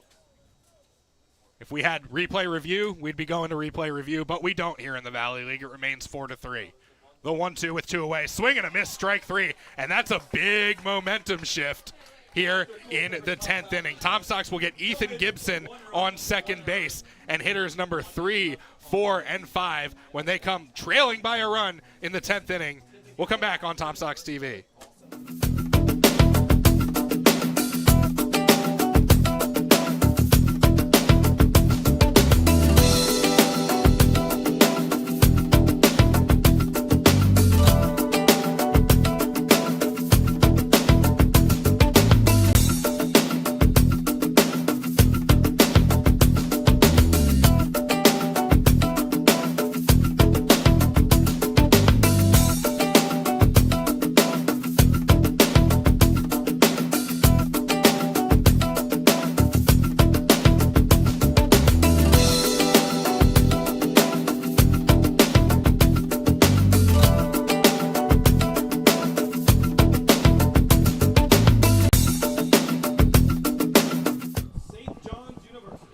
Pitcher into the game for the Culpeper Cavaliers, looking to close things out of St. John's and Freehold, New Jersey, the land of Bruce Springsteen.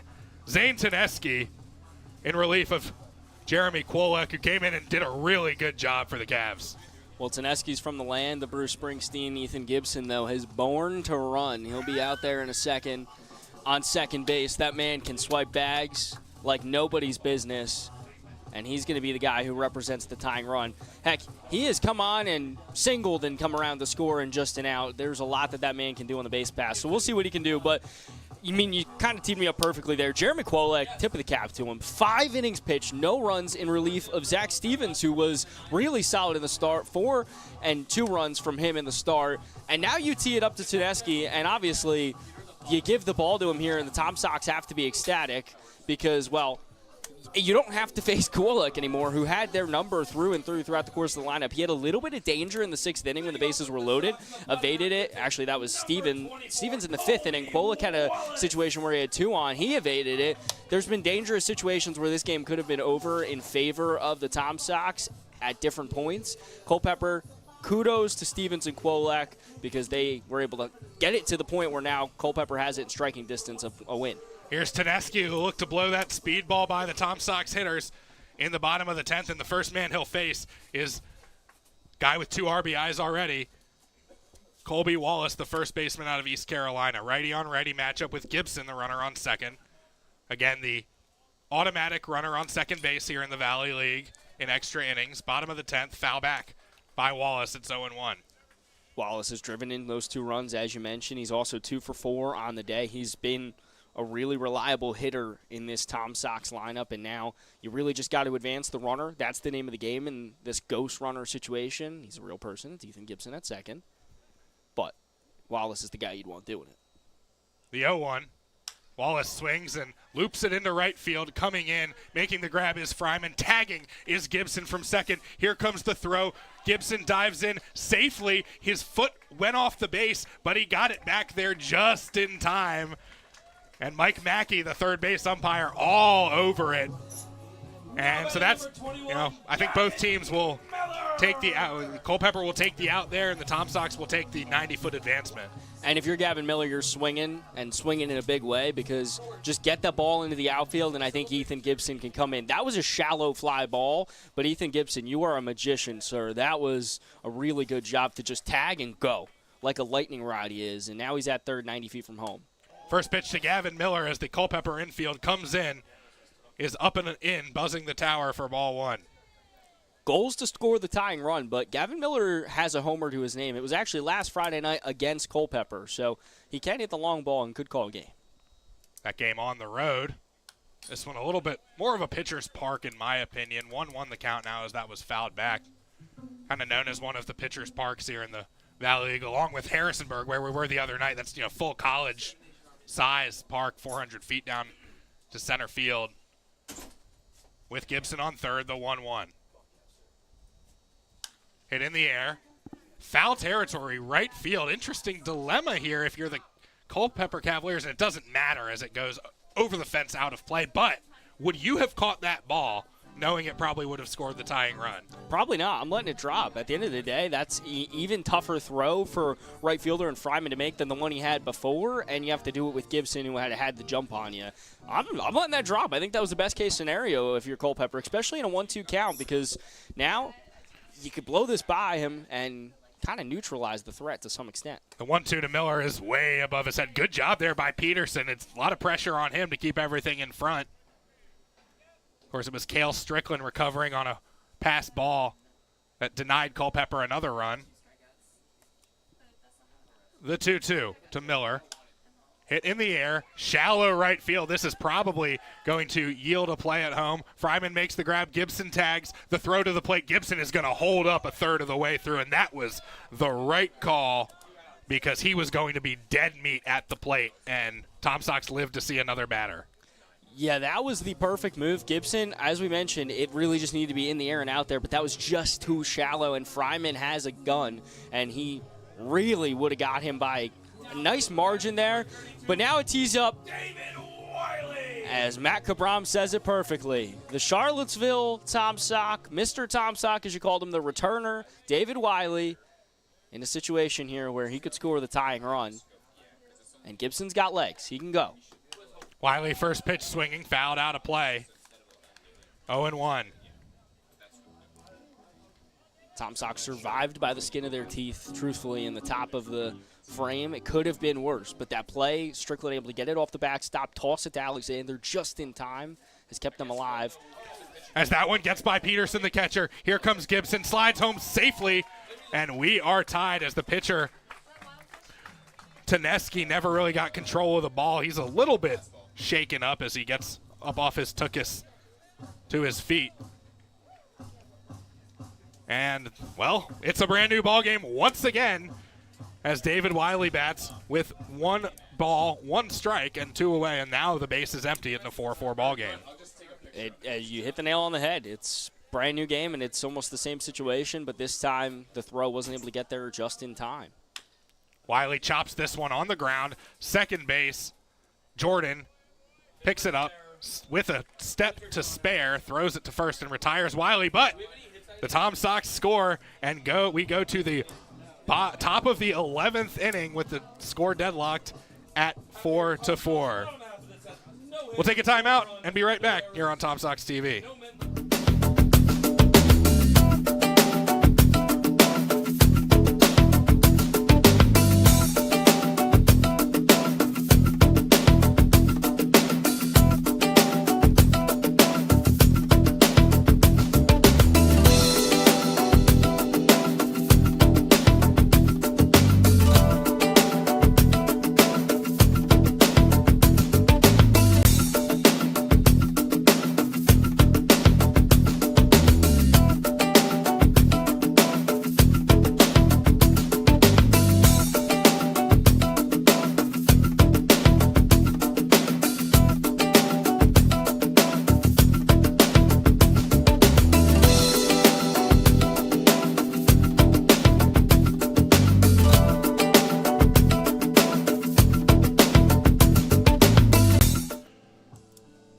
To the 11th inning we go. The Charlottesville Tom Sox and the Culpeper Cavaliers tied at 4 as Culpeper will get a runner on second base to start. And I will turn it over once again to Dylan Price. Luke, I thank you. I said you'd take the reins the rest of the way. I did not think we'd be playing extra baseball tonight, but alas, it has been competitive, it has been fun, and we are in deadlock here as we enter the 11th. 4-4 ball game. Dylan Price, Luke Nat Carney, welcome you back in on Tom Sox TV. So here we go. The runner on second remains for both sides. And at the dish, it's Ryan Peterson, Blake and Pado. Or excuse me, catch up here in a second on who the ghost runner is and get you settled back in at the dish. But attempt laid down. Diving was Gavin Miller, but not able to reel it in for what would have been the foul out. So it's Sean Souza. Ryan Peterson is on second as the ghost runner with Souza at the plate. Souza laying a bunt attempt down that was fouled down the third base side. Gavin Miller lunged out to try to corral it in, but could not. So it's not the same advantage that both sides had with the ghost runner. We'll see what happens when the Tom Sox come up. We'll tee up that for in a moment. Peterson, the catcher, probably not the ideal guy you want on second, but they're not pinch running him. They're leaving him in. And Souza now 0-1 count. Bunt attempt showed again. This time misses outside as Strickland looks over to Miller and then tosses it back to Alexander. Alexander pitching out of the stretch here. Looks back over to Peterson. Now readies for the 1-1. Here in the top of the 11th, tied 4 apiece. Alexander takes a deep breath, checks in. Checks in once again. Bunt attempt laid down here. Miller lunges out again, dives, and reels it in. He's hurt, though. He's hurt. Time called, of course. Time will be called as Strickland and Tomlin come out to check on Miller. Miller lays his entire body on the line to corral in that foul out. And a classy move by Culpeper manager Brandon Mack, coaching at third base. He's the first guy over there to check on Miller. Scott Strickland and Randy Tomlin out of the dugout.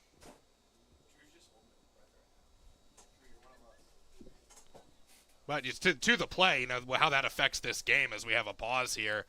That's a big win for the Tom Sox there.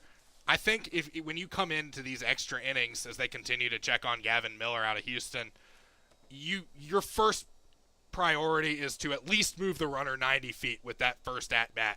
And now Charlottesville has stopped Culpeper from doing that. Runner on second remains Ryan Peterson after Souza bunt. Lands foul down the third base side, and Gavin Miller lunges out, corrals it in, but now being tended to by Tomlin, Strickland, and as you mentioned, Brandon Mack over there as well. We'll step aside for just a moment, but hang with us on Tom Sox TV.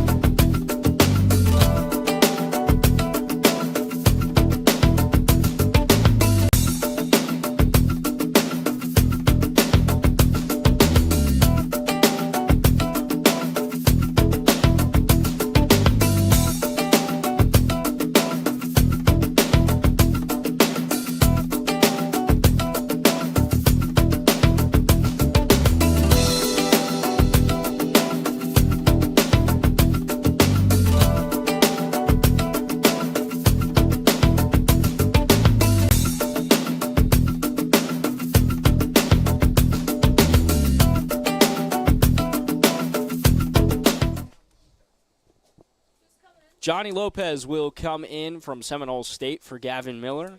Sending our best to Miller as he is able to walk off under his own power. And with a little assistance, Chesley Mullins and company will walk him out to be checked on. But Johnny Lopez in here for Miller after Miller made an exceptional play, laying his body on the line to get Souza on the foul out down the third base side. And Aiden Alexander will just get a couple warm-up throws here because of the stoppage in play. And then Kazuya Jordan, the top of the order for the Cavaliers, will come in. Dylan Price alongside Luke Nadkarni welcome you back in here in the top of the 11th. Cavaliers and Tom Sox tied at 4 apiece. And we're back underway. Runner on second remains Ryan Peterson, the ghost runner, inherited here. Alexander hangs the arm, checks on Peterson, and readies now an out here after the exceptional play for Miller. Bunt laid down by Jordan. Alexander gets over there, will take the force play and send it on over to Colby Wallace for out number 2. Best case scenario for both sides. Kazuya Jordan, the incredibly speedy player at the top of the order. You give the chance he might be able to run it out, but alas, either way. Peterson advances to third, and now 2 outs here. 90 feet from home is Peterson, and it's Eric Correa with the job to try to drive him home. And how about that footwork there by Alexander off the mound, fielding that all in one motion, turning to make the throw. A little Barishnikov there with the footwork. Great job from Alexander, but now got to lock back in. He's got Eric Correa at the dish. Alexander fires outside. Strickland doing a great job laying the body on the line to corral it in earlier. And now got to work here with that runner 90 feet from home. Cannot let anything get by him. Eric Correa of Rice stands in against Alexander. Skies this foul. Third base side out of play. So we'll go to a 1-1 count with 2 outs. Runner on third by way of Ryan Peterson from VMI, the ghost runner. New VBL rule this year in extra innings. Similar rule been implemented in softball and in parts of college baseball as well. They may have added it last year. I just didn't have any extra inning games myself. 1-1, 2 outs. Correa digs in. Alexander fires just outside for ball 2.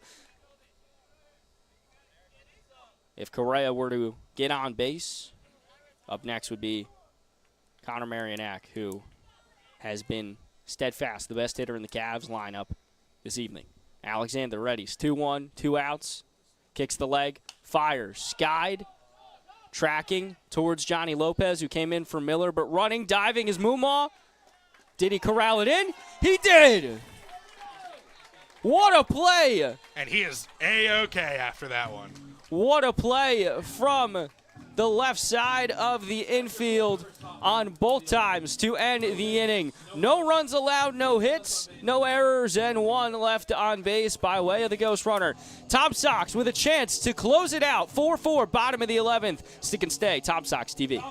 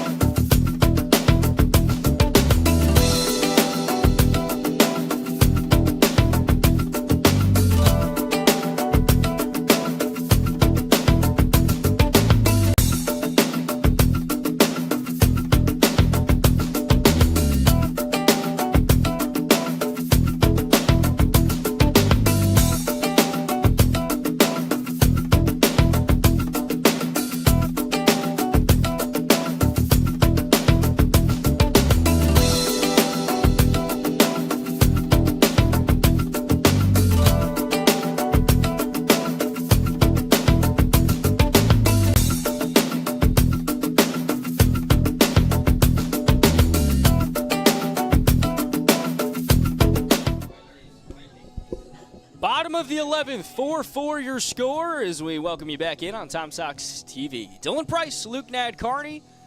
It has been a thriller here on this Friday night from Willie T. Barnett Baseball Field.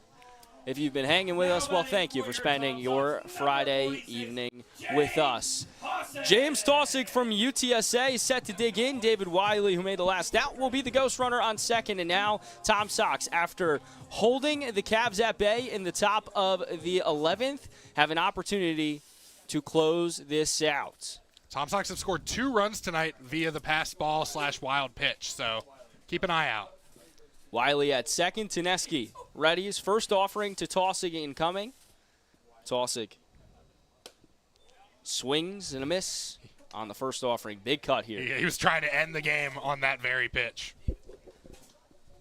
Taussig tonight has a single, 2 strikeouts, and a fly out. A fly here, depending on the part of the ballpark, use that as a cop-out, just in case, could advance Wiley.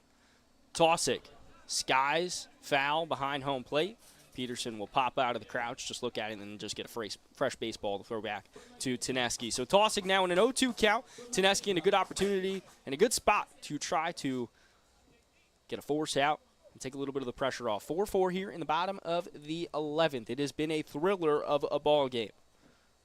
The arms have come out and delivered. Now, could it be the offense for the Sox that could put an end to it here in the bottom of the 11th? Ball gets behind Peterson.